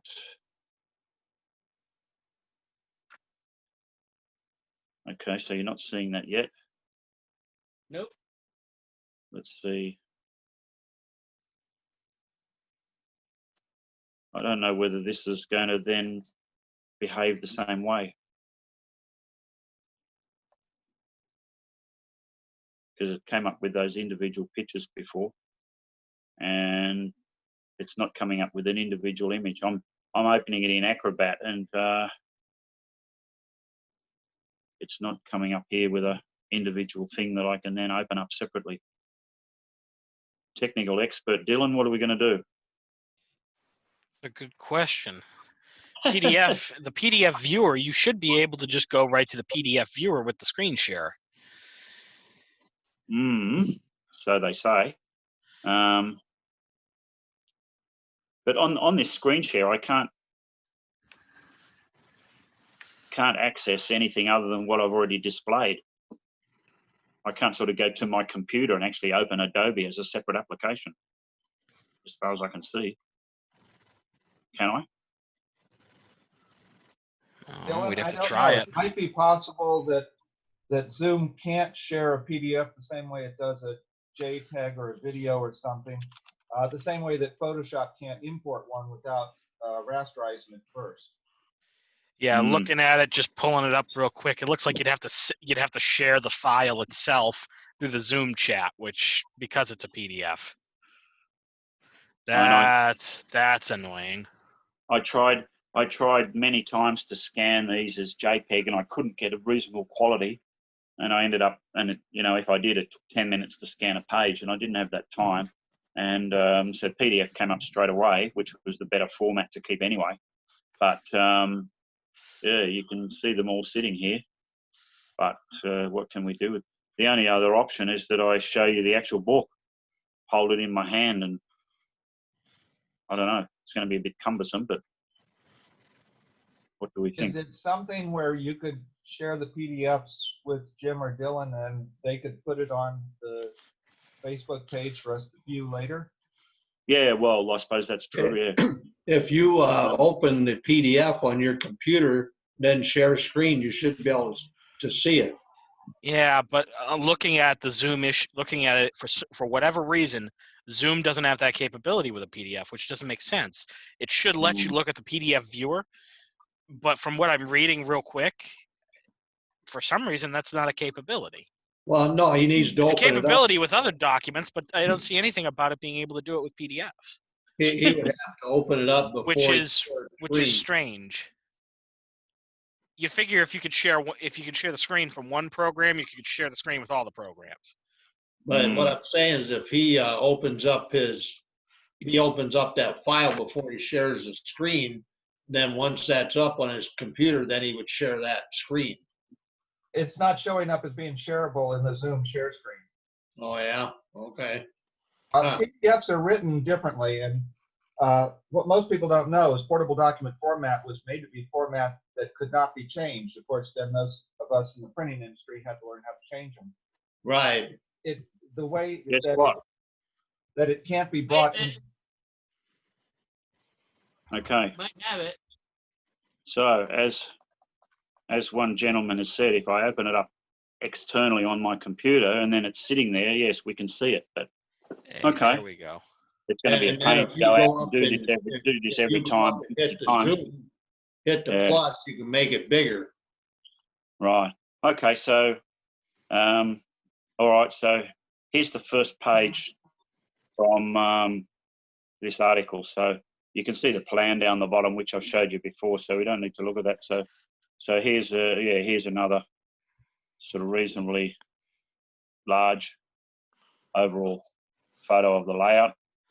Yeah, this was sort of set up in a studio to be done with proper lights, cameras, all that sort of stuff by a professional photographer in Sydney who's had quite a lot of work done in this magazine and overseas. His name's Ralph Cook. I don't know whether anyone's ever heard of him.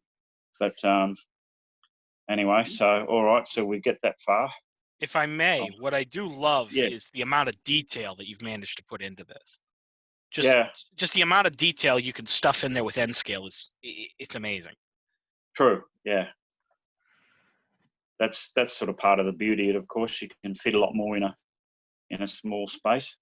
Okay, so where's my Zoom? Here we are. We go to the second one. This is going to take a bit longer than expected, but okay. So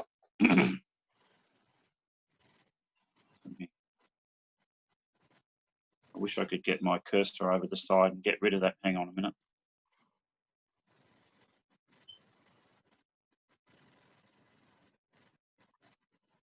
Doug, what do you do about the language, the signage and so forth? Are there decals that you buy that have all the Japanese signs on them, or how do you get that?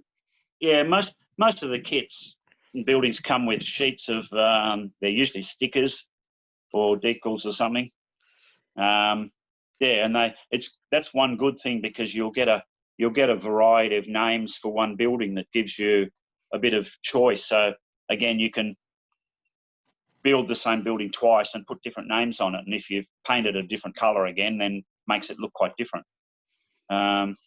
And at that stage, I'd sort of been to Japan. I'd actually been trying to learn a little bit, and I knew how to put them around the right way too.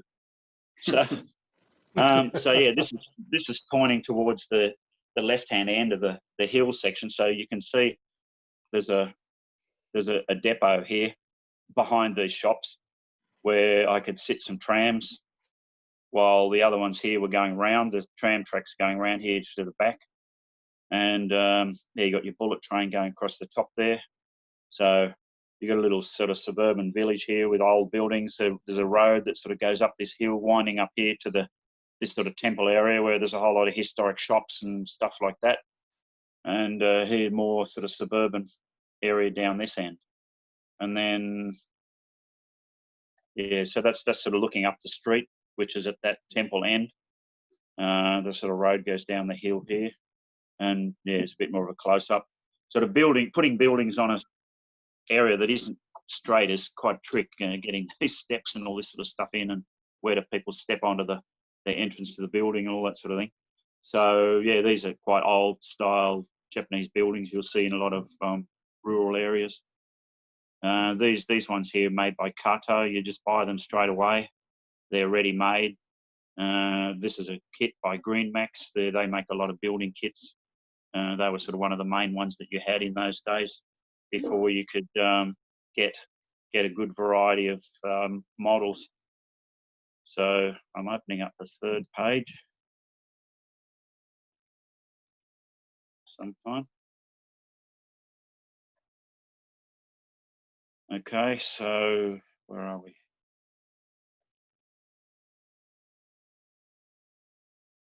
All right, so the third page is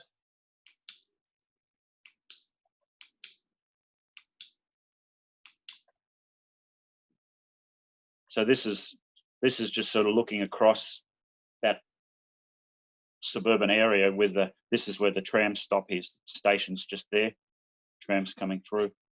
And there's your sort of bullet train going over the top. And this underneath here is the station for the suburban train. You can just see one sitting there. So Doug, when you were at exhibitions, did you actually stop the tram and stop the suburban lines at the stations, or were you just letting them run? Sometimes. I had ideas over the years of doing all that automatically. I'd tried a few circuits and they didn't seem to work reliably enough. And yeah, if you had a good crowd there and you try to put on a good show, occasionally you'd do stuff like that. But yeah, quite a lot of the time you'd just let them run, or you'd swap them around the back occasionally so you had something different coming through. But yeah, it's not the easiest thing in the world to do. Gotcha. Thanks. So yeah, how did you handle the overhead, Doug? Did you have to make it all, or? You mean the wiring? Yes. For the electric? Well, yeah. You can see here the poles, and can you see the wires between them? I can't. No.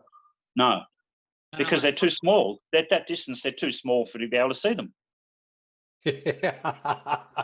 Right? Okay, get it?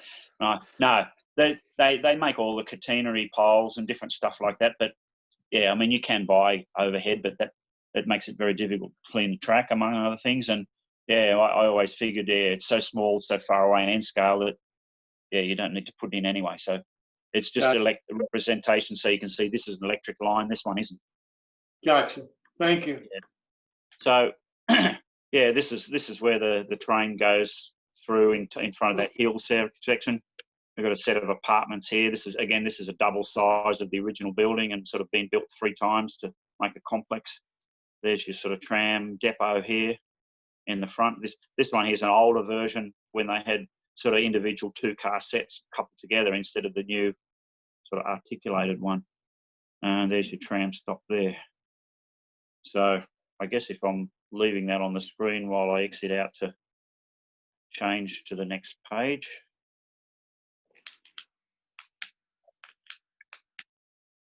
Doug, what were your bases made out of on top of the wood? Did you use foam?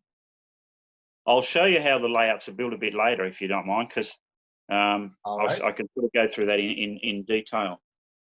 Right, so where's my Zoom meeting gone?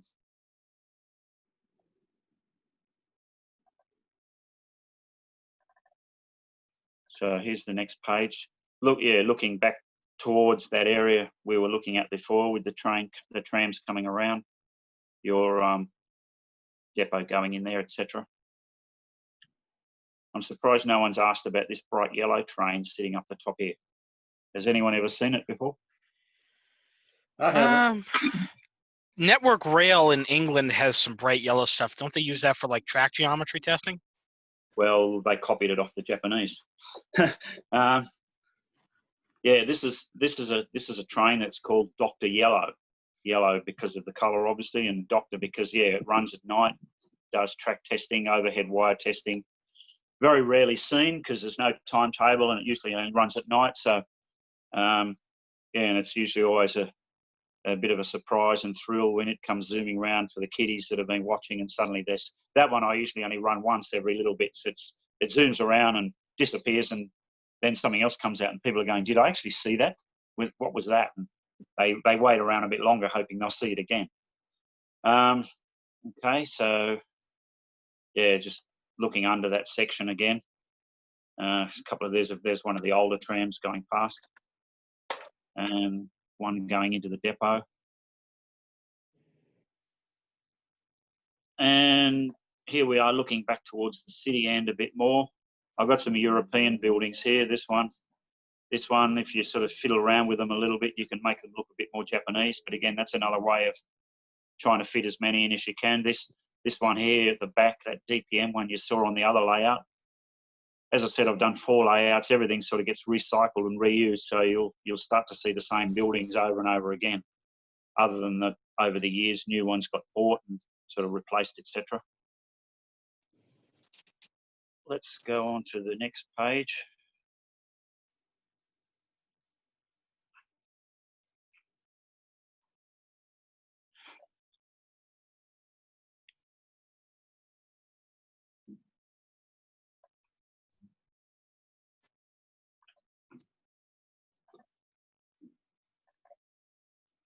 Right, so we're sort of looking towards the middle of the layout now, and you've got your sort of densely packed suburban area.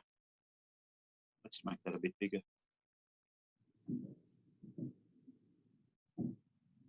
So you can see the tram comes past the front here, and then it sort of starts disappearing around the back here. And you can see the overhead pole. You can see one just in the, you look between the buildings to see the train going along, which is what would happen if you're walking along the streets. So, and the other thing about Japan is when you walk around the streets and you look at how things are built, you would think, and I'm not sure whether that's correct or not, you would think they have no zoning laws. You'll see residential buildings, commercial buildings, industrial buildings, all sort of mixed up in the same area and sort of all next to each other. So yeah, you've got some shops, you've got some apartment buildings, you've got some office buildings. They're all sort of all different shapes, sizes, all mixed up, and sort of giving a very uneven landscape, which sort of makes it interesting, I suppose. This building here, this tall one with no windows, they're not windows on the side, they're sort of vents or something. You can't see the front of it down there. That's what they call a parking tower. It has an entrance at the bottom. You drive your car in and it sits on an elevator and it zooms up somewhere in the building and disappears, and you come and get it later on. So that's one way they make use of the very crowded space to fit parking in, because you can't just sort of fit big, huge open areas of parking like outside your Walmart or something and waste real estate space. Okay, here's the 2 photos that are here of the subway sort of come out with a bluish tint. I'm not sure why, but it sort of gives you a better picture of the details you can see sort of inside the station. So yeah, you've got your station tracks here, the train coming through on one side on the back. And then you've got your station area up the top. There's a movie theatre, there's some shops, some restaurants, and up this end sort of station office and the ticket gates, and lots of people, of course. This is the very end. You've got your movie theatre here still showing Rocky. So at one end, the station, I left it a bit more open, so it curves sort of back into the distance where the train disappears, where you can see the lights coming through. Whereas the other end, it just sort of disappears straight at the end of the platform. So yeah, just a little bit more variety. That's where people look to see where the trains are going or where they're coming from.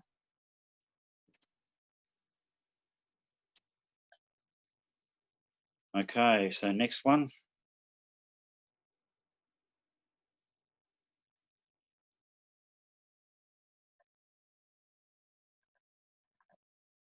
So we've got here, we're looking more again towards the city end. So suburban it sort of merges seamlessly from a sort of more rural suburban to bigger suburban to the city.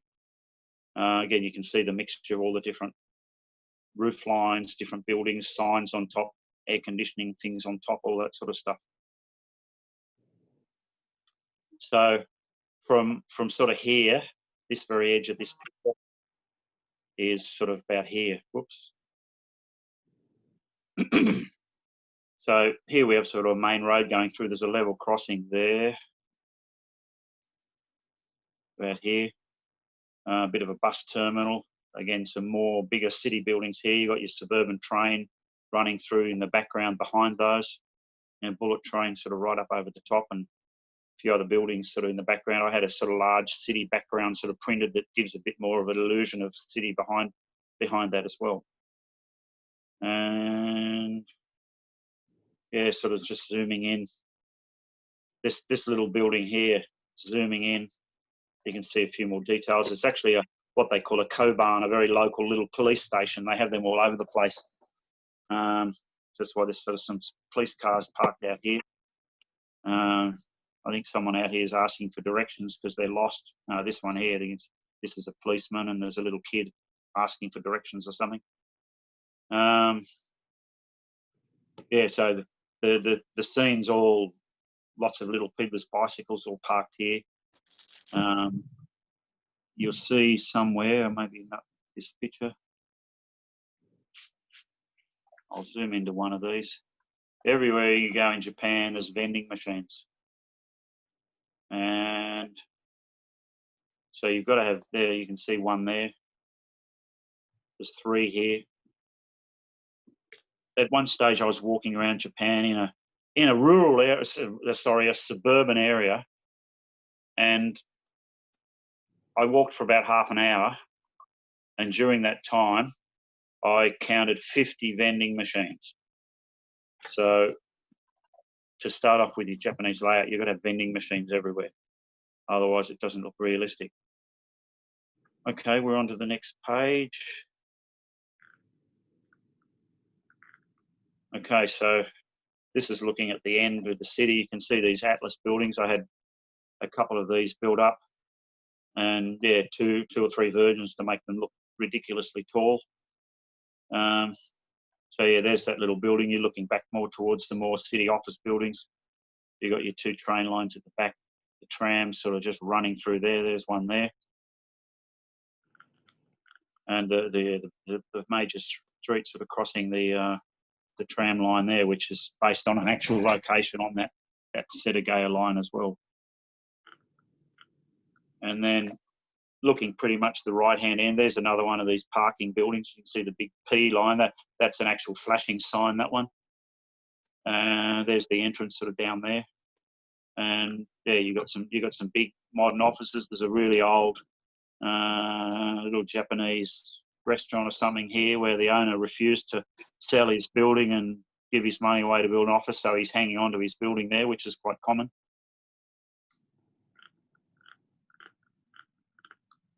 And now we're for the last page. Yeah, this had a 8-page article.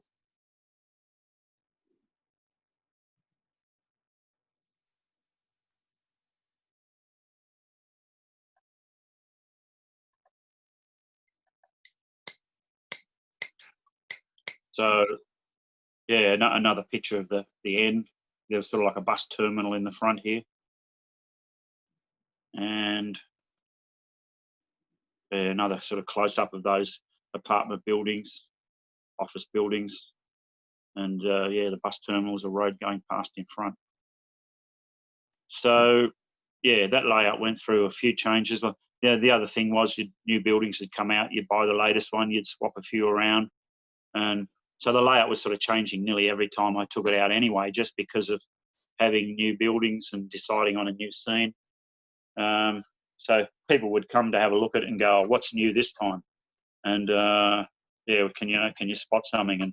And then you'd get the people that would sort of look at it and walk past and go, oh, I've seen that one before. No, I don't need to look at that one again. So that was their bad luck. They missed out on seeing something different. So yeah, that layout sort of lasted for 4 years. Yeah, went to 12 exhibitions. And then, as it so happened, somebody, let's see if we can get some pictures back. Somebody again came out with another model, which I thought might be nice to use.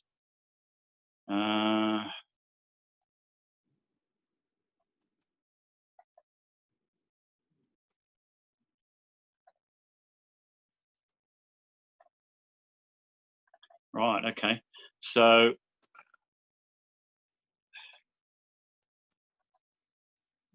not that one yet. So this is another small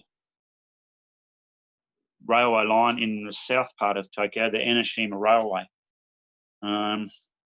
which is called the Eno-Den. The Japanese like to abbreviate things. So in Japanese, Enoshima Electric Railway is Enoshima Den Tetsu. Den means electric, Tetsu means railway. So they just take the first syllables of each of those words and put together and make Eno-Den. So the same company that did those little trams on that other layout started to do models of the trains on this line. And just by coincidence, they're all 2-car articulated sets again. And this, I just took photos of this article. This is an article I did in that same magazine of the actual line, which, again, it's not very long. I spent a day walking along it, taking photos, taking videos. They're 2-car sets, but they usually run 2 sets together. So you sort of see 4 cars coming. It sort of runs very close to roads and stuff. It's two lines in some parts, but mostly single track overall. And let's hope that this is going to change for you. Yes. So yeah, just a few shots there. Their trains are mainly, I'll go back to that previous page. They're mainly in a scheme of this green and cream is the standard sort of scheme in a couple of different versions. But they do like to do a lot of advertising, promote local things, paint their trains up in sort of colourful things, which also makes it very interesting. So you can see some of these. It runs along the seaside, among other parts. In this area here, if you look along that track and it's a really good day, you can actually see Mount Fuji in the background. So yeah, one place there's a depot. So you've got half a dozen of the stations along there, double tracks so trains can pass, otherwise it's just a single line. And there's one section where the train runs through the street.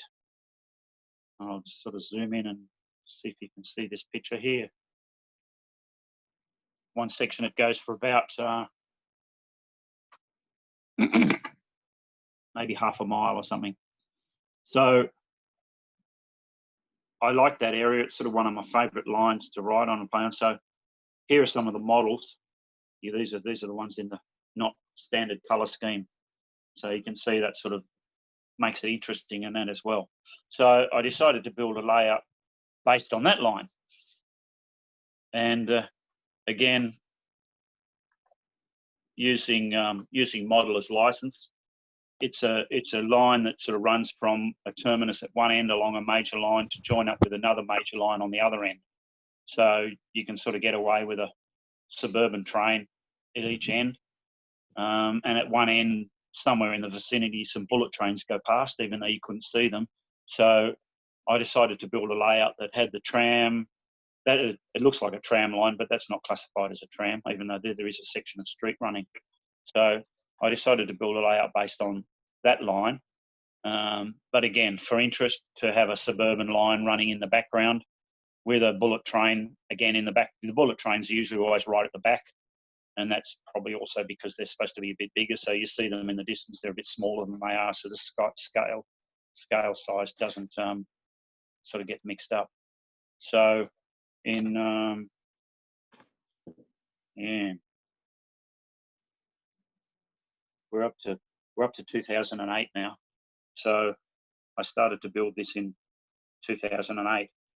And it lasted for 3 years, went to 11 different exhibitions. And this layout was 6.5 meters long. You can imagine the amount of work that goes into transporting a layout that's big. And believe it or not, it all still fitted into that little 6x4 foot trailer and some stuff in the back of my car, of course. So it was 6.5 meters long, so it could have a really good run, particularly for the bullet train. And but yeah, it took 4 hours to set the damn thing up at an exhibition. You might be the first to arrive, but you'd be the last to be setting up when they're wanting you to get out because they're closing the hall. Or you'd have to try and get there early and finish in the morning and before the exhibition opened. Exhibitions in Australia usually go from 9 till 5 or 6 in the in the afternoon. there was one place I went to where they thought they were really clever and they'd get lots more people, and their exhibitions went till 10 o'clock at night. And you could guarantee there were more exhibitors in the hall than public between about 9 and 10. So they, you know, everyone would complain so much.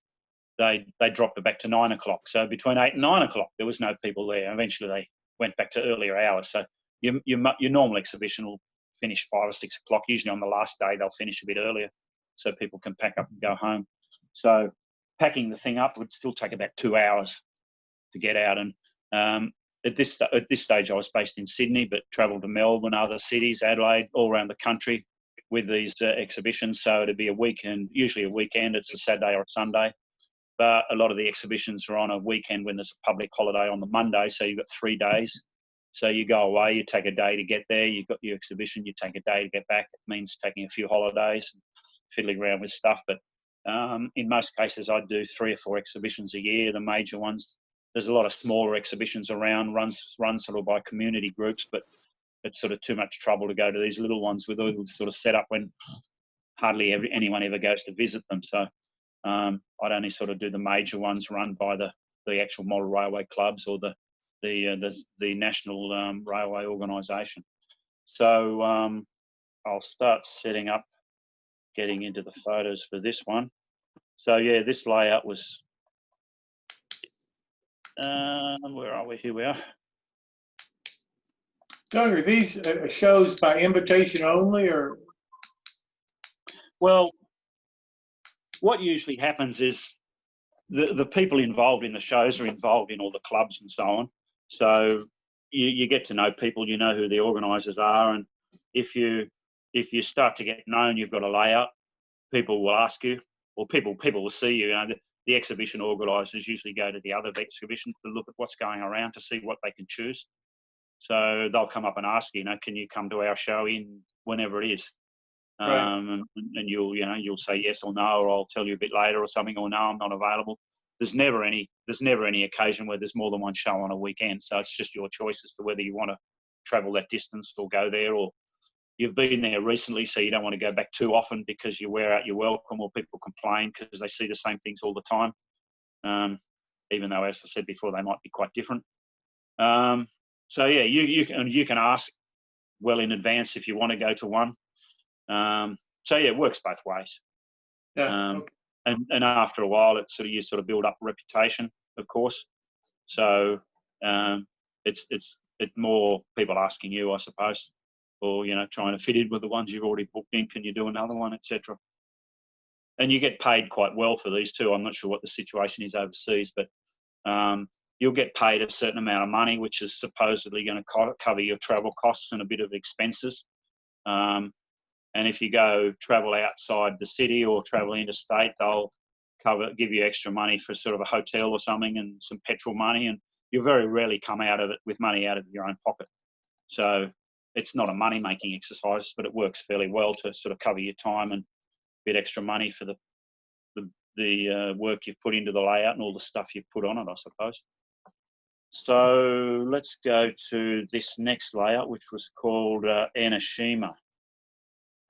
So here is a photo, hopefully you're seeing, yes, of the full layout set up. So by the distance that we're standing back, you can sort of see how long it is. This was actually set up again to do a photo shoot. That's why there's sort of bits of paper holding up in the background so that the editor can sort of get rid of the background and just put blue sky or something in for the magazine. So as I said, this is 5, 6, I can't remember the exact, 6.5 meters long. Again, you've got a city area on one end. It sort of pans here, pans into a more suburban area, bigger suburban area, moves into a sort of more smaller suburban area, pans into a rural area. So you've got a bit of a scenic divide here to sort of give a bit more of a break in the scenery. So up this end, just here, there's a little station for the tram, which sort of runs right along the front, goes along here, winds through the suburban area using a model of that trackage that runs through the street, and then sort of disappears into a tunnel, which is correct because the actual line does have one tunnel in the middle of it. and that just sort of zips around the back where there's a little holding yard. So it's just a point to point, that line. So that's the track where you do have to sort of run the trains and stop them and run them up and back, etc. And in the background, starting through here, there's a suburban line. You won't be able to see it at all, but it runs through here, in behind these buildings, round underneath there, through a tunnel, on the ground, round this corner here and back into this hill, and again round the back again. And then you've got your bullet train that appears at the back of the city up a higher level, coming along here, running along here through that scenic divide, bit of a hillside, running along here, across a big bridge, through this sort of hill section again, round the corner, another big bridge, disappearing into that hill.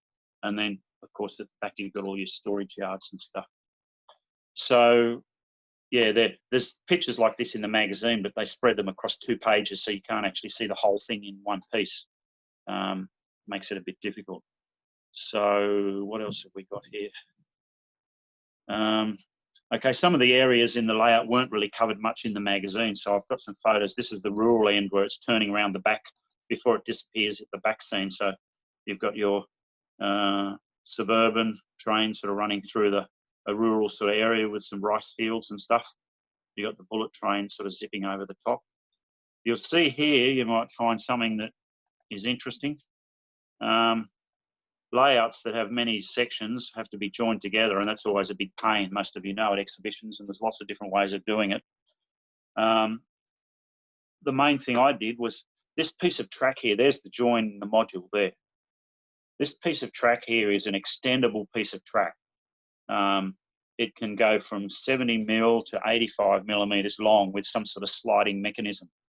So what I do is run the track right up to the sort of the edge of the board.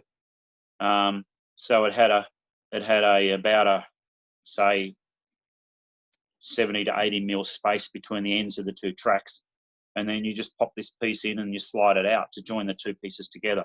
So you've actually got a solid length of track that covers over the join. So if the join is not quite straight and accurate, it doesn't sort of give a bit of a gap between the rails where you can have sort of derailments and jumping. So it's sort of fairly reliable.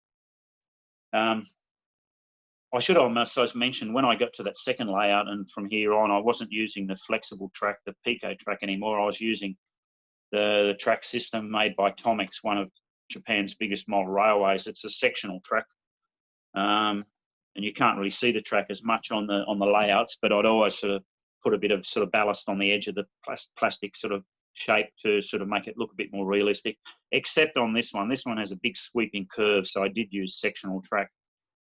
Flexible track to make this really nice big curve sort of through the scenery. And where are we? So if the train you looked at before kept going, it'd sort of come around here. This is the second long bridge where the bullet train goes over the top. And a sort of farming area, you've got some farming houses and some sort of land being cultivated here, some sort of rice fields in the background, and a sort of hill with some trees in the background. I did a sort of what I thought was a clever trick with this scenery. You can buy packets of all these trees from on eBay and other sites from China, where they sell all this stuff where you get hundreds for a couple of dollars. And they're a nasty bright green shade, which if you sort of dye them and do a bit of shading between them, you get a bit of variety in the color. And they're just still stuck on the hill to make it look like people used to put huge flocks of lichen, and that's to sort of make it look like a whole heap of trees covering a hill. It's sort of a quick and nasty way of sort of covering over the scenery, so you don't have to do lots of individual trees. And you can see here there's some sort of, I use a lot of woodland scenics material, sort of filling in the spaces, and some actual trees to sort of make it look realistic as well. So you're looking down across that rural end. This didn't get in the magazine, where you got the main line running through. The bullet train sort of comes around the back up here, and you've got a hill section in the corner which has a shrine and a temple, which, okay, you won't see that in a minute. There's another section with a bullet train going over the top. Who's laughing? I saw Godzilla. Oh, I wonder why. Yeah, so yeah, it's funny, there was a poll someone conducted somewhere that said, can you can you name the most famous person you can think of that comes from Japan? And Godzilla was quite high on that list, actually. Yeah, so of course, yeah, Godzilla had to appear. I've done, you go to exhibition, you have fun. I've sort of run some silly trains at times, usually on the last day and the last afternoon gets a bit silly and has train races and runs trains they shouldn't and does funny things. So yeah, you've got your Godzilla on this part of the layout. I sort of put that there as if they were sort of making a movie scene of a Godzilla movie. So in another scene, you'll see some other figures and things that go with that as if it was making a movie. All right, that's Like the camera crew? Yeah, camera crew and some emergency vehicles and all the things that you'd expect to turn up when sort of Godzilla invades. Yeah. Okay, so that's all the photos I got. Now, this layout, as I said, is quite large. So we did a magazine article on the layout, which is where are we? Yeah, had 8 pages, but most of the shots are sort of fairly large, sort of zooming in on an area, but you don't see much detail. You see an area on the layout, but not sort of the amount of detail like you're saying you see in these things. So I suggested to the editor that we do some more articles, more money, of course, good idea. And I suggested that we do some close-up articles with close-up scenes. So it ended up that there were 2 more articles, one of 10 pages with the close-ups of the city and the suburban scenes, and another article with 6 pages of the more suburban and the rural scenes. So yeah, to share these PDFs, we've been going 2 hours already, haven't we? It's going to take a fair bit to get through, but if everyone's happy to continue on, I suppose it'll all end up on a video later on. So we'll try and get some of these PDFs happening. Right, hang on, I have to go out, don't I?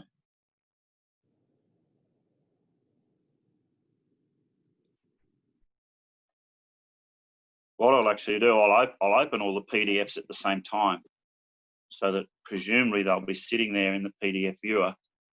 Unfortunately, when you do that, they don't open in the same order, but we're just sort of looking at the pages now, so I suppose it doesn't matter too much if we don't see the pages in the same order as the magazine. Right, where is it? Where did it go?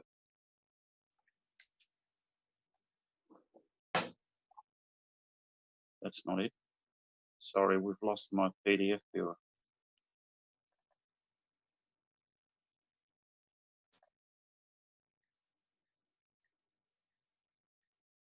Right.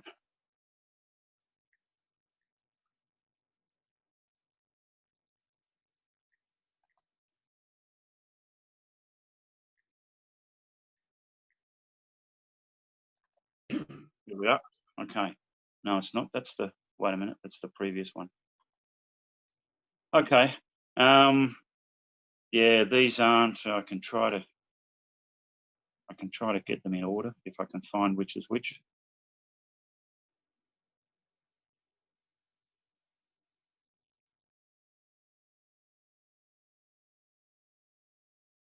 Here we are, this is page 1. Okay, so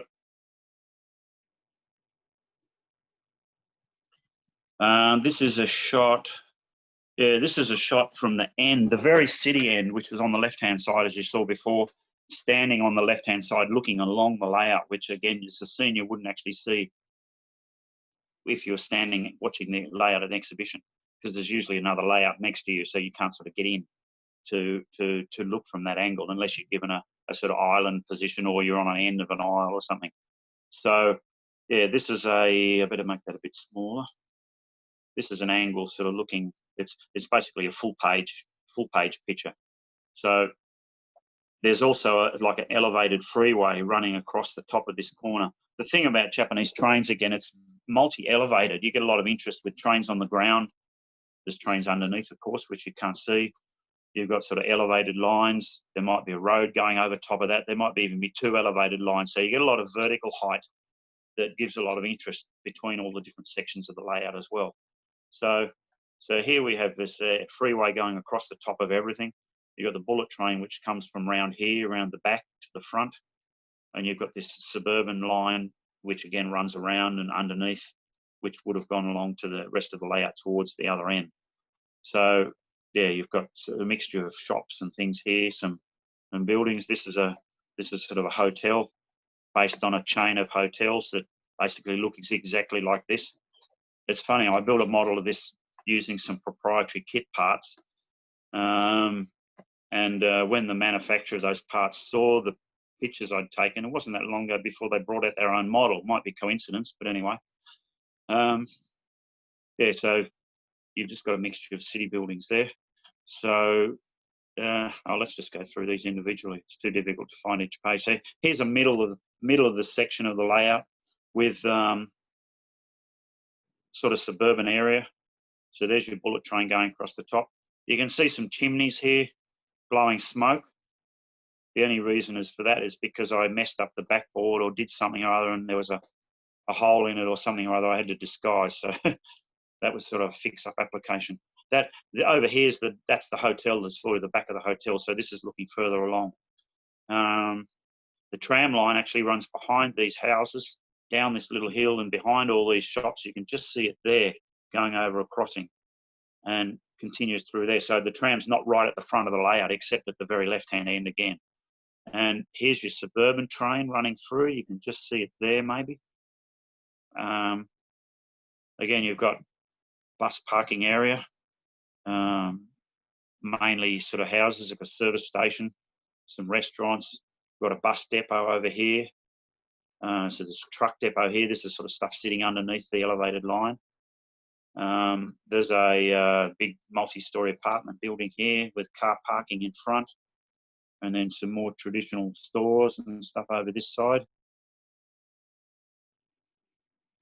This is sort of looking back towards that left-hand angle. You can see how the layout sort of goes down a little bit there. So there's a higher section, and then there's a lower section at the front here. And yeah, there's your big apartment building with sort of parking in front, and some of these very, very sort of local type old style Japanese shops with the vending machines out the front and stuff like that.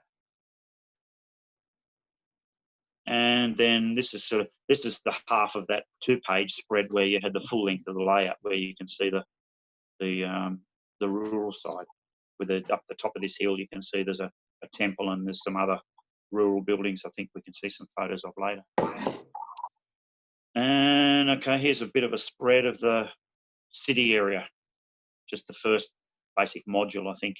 I'll show you the plan. This is the plan first. So you've got. Let's get rid of this menu. You've got the city area. You've got a bullet train running across the back through the tunnel, a couple of tunnels zipping around the side. You've got the suburban line a bit more at the front, running along the ground, going underneath there in the rural area to the back, and then you've got the tram line. There's a station, runs along the front, zips around a bit. There's a section where the track's in the street, and then it disappears into a tunnel, goes sort of around the back area here. So in this case, you'd only actually see 4 running tracks plus the tram. So there's your main city area. You've got a bit of a smaller size model as Tokyo Tower in the background. Quite a few tall city buildings. Again, many of these are made up of multiple kits joined on top of each other. This building here, one of those old Atlas buildings, you might be able to see here, there's what looks like a TV screen. Well, video screen it is. In Japan, as in other places, you see these huge video billboards on the side of buildings blasting out advertising or music videos or whatever. So this is actually a Sony PSP, small handheld game, which is sort of sitting behind a cutout in the building, which I used to play video stuff. And underneath the layout was some big speakers playing the sound from that, plus some background train sounds, a lot of other audio stuff as well, giving a sort of a making the atmosphere, which got a bit loud sometimes. Other exhibitors nearby would complain about.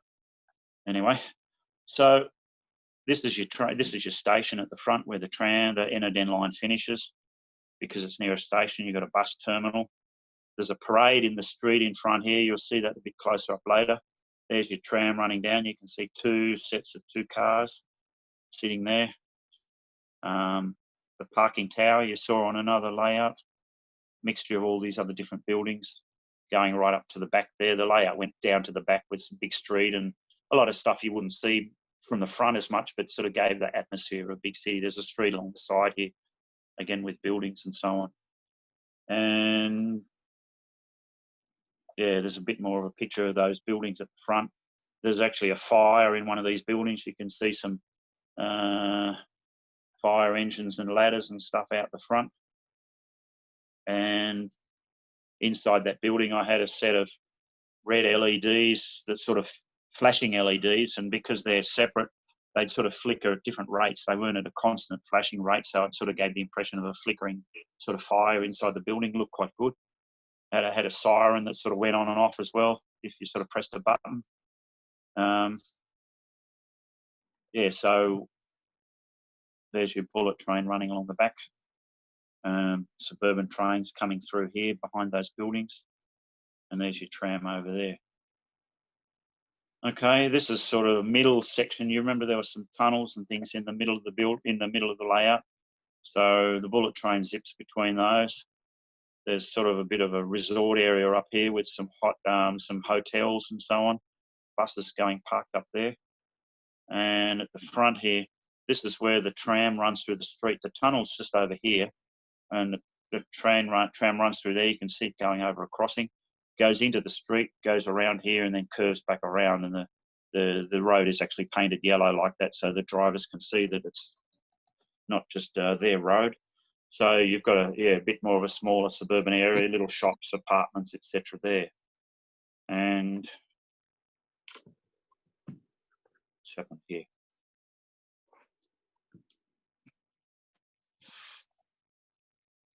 Yeah, I think that on the right left there's a picture from that goes off the other page, so you can't really do much about that. Here's a sort of close up of the front of that. Let's make it a bit smaller. The front of that scene. So you hear the trains coming through. There's a sign up on the top of the street there, the same as the real thing, that says, you know, warning trains. And it comes out of the street, crosses over, and then dives back in between the buildings. So there's no lights or anything there. People are sensible enough to look out for the train and not sort of drive across if they can see it coming. So yeah, there's that sort of resort up the top. You can see the bullet train going past there. Yeah, this is actually the first page of the article. And yeah, it shows, looking at the corner of the layout, sort of towards the left-hand end, you can see a bit around the corner, you've got that bus terminal on the end. There's another building here with a smaller little handheld device that had videos that played stuff as well. So there's 2 video screens, both making sounds, as well as crowd and train background noises. You can see the bullet trains passing each other there, coming through, going around the back there. And yeah, so here's a close-up of the station there. There's a train in the station there. Along the front here, there's like a market scene. There's some stalls, people selling stuff, and there's a parade with people dressed up in costume, and it's sort of being filmed. You'll see that a bit closer up in another scene somewhere else later on. And yeah, you can see the bullet trains coming around here. Probably on this one, it's the only one you can't see the other train line. So here we have another scene where you've got some apartment building complexes, different shapes and sizes. This is where the start of the tram line comes through the street. You can see the yellow part there. Yeah, there's a bus terminal in the background underneath that bullet train line. You've got a trucking depot as well. Under there, these sort of things are quite common. They always use the space underneath the lines for something. And then, yeah, there's the photo on the right that sort of went onto another page. You can see the trains just coming down the street there. Here's a close-up of the entrance. The trains just coming out onto the street there. There's a temple in the background. which is close to what the prototype has as well. The street obviously isn't exactly the same, but it's a fairly reasonable representation of how it looks. Vending machines there, of course, and there. And next page has a view of the rural area where the bullet train's coming out. Both of the train lines, they're coming out of the tunnels. You can see this suburban train here has a couple of double-decker cars. They're actually first-class cars. Even on a suburban train, you can go first class, book a seat, have a nice reclining seat or something instead of just you sit along the side, packed in with all the rest of the sardines. At the front of that area, you've got some farming land, some old-style farming houses, rice paddies with people getting their stuff ready. It's a bit hard to do rice fields with water in it. I've seen it done, but it's not that easy. So yeah, some guys on tractors and stuff getting the ground ready. And yeah, so here's on this page, you've got a bit of an overall scene of that corner where the trains go round, and you've got this section on the top. So there's sort of like a hotel, some hotels here, some souvenir shops, and then a temple. And in front of the temple, there's some sort of parade going on here with people dancing around I'm not sure what they're called there, what Japanese names. So yeah, all these are stuff that's sort of readily available. All the figures, all these accessories and all this sort of stuff. The scene over there is greatly expanded from when I first started with the amount of accessories, buildings, cars, etc. I'd never been able to build a layout like this the first time because all this stuff just wasn't available at all. And what else is there on this page? Oh, here's a bit more of a closer view up, people standing around. And if you go into a temple, usually they have deer wandering around, and you can buy food to give them, and they keep chasing you to keep getting the food. Yeah, there's the entrance to the temple there. And the last page, yeah, another view of the trains sort of coming around the back of the layout at that front section. I think we saw that one first, actually. Yeah, so there's your first article, and as you can see a lot of overall scenes, but not a lot of detail. So what we tried to do was do some. I'm not sure whether they were done at the same time as the first photo shoot or done at another time. Later on, I started taking my own photos. Because I couldn't sort of get the guy to do it available, and I'd sort of watched him enough to sort of know what to do, even though I didn't have as much professional equipment. So let's go to the next set of articles. This one's actually 10 pages. John, sorry, Doug. Yeah, keep going while I set up the next set of pictures. Yes. Yeah, Doug, I hate to say this, but we're going to have to stop at this point. I think we've been going a little bit over, almost 2.5 hours here. Yeah. Yeah. So maybe we can do part 2 later on. Yeah, that's what I was thinking. I'd love to have you back and see your construction and see some more of the detail that you have. I mean, it's fantastic, and this was such an honor for me to be able to have you tonight, and I can't thank you enough. And I'll be in touch with you, and we'll schedule a volume 2 of this, because you have an awful lot to offer, and you've got a fantastic layout. It just is unbelievable, the detail and the way that you have built this, and I can't thank you enough for sharing it with everybody. Yeah, there's a lot more on that one, and then the next layout after that actually had 4 different versions, and there's 4 magazine articles. So maybe before then we can work out how to get PDFs to display better, or I can convert them to a JPEG or something to make it easier to display, or something to work out the technical details. Plus, I've got photos of all these the next layout showing actually they are actually built, and you'd be surprised how simple and easily all this stuff's been put together. Well, that's what I was. Yeah, there's a lot more to go through. So I'll get back in touch with you and we'll schedule volume 2 of this. Okay, all right then. Yeah, thanks everybody for coming along and Jim for setting it up. And yeah, we'll look forward to another session. Maybe another 2 sessions, who knows? Fantastic. Thank you. Yes, Doug, Okay. thank you. All right, guys. So hopefully we can, get done before the sun comes back up.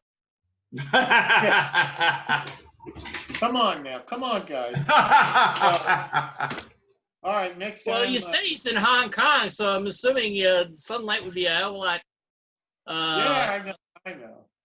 It's 12 hours difference. So it's Yes. actually, now it's 9:25 in the morning. Yeah.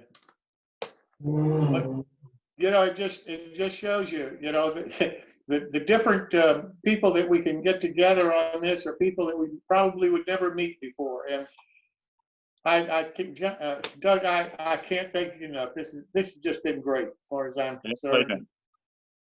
All right, Thanks so very next time we've got John Lawrence. John is an MMR, but John is one of the first 100 MMRs.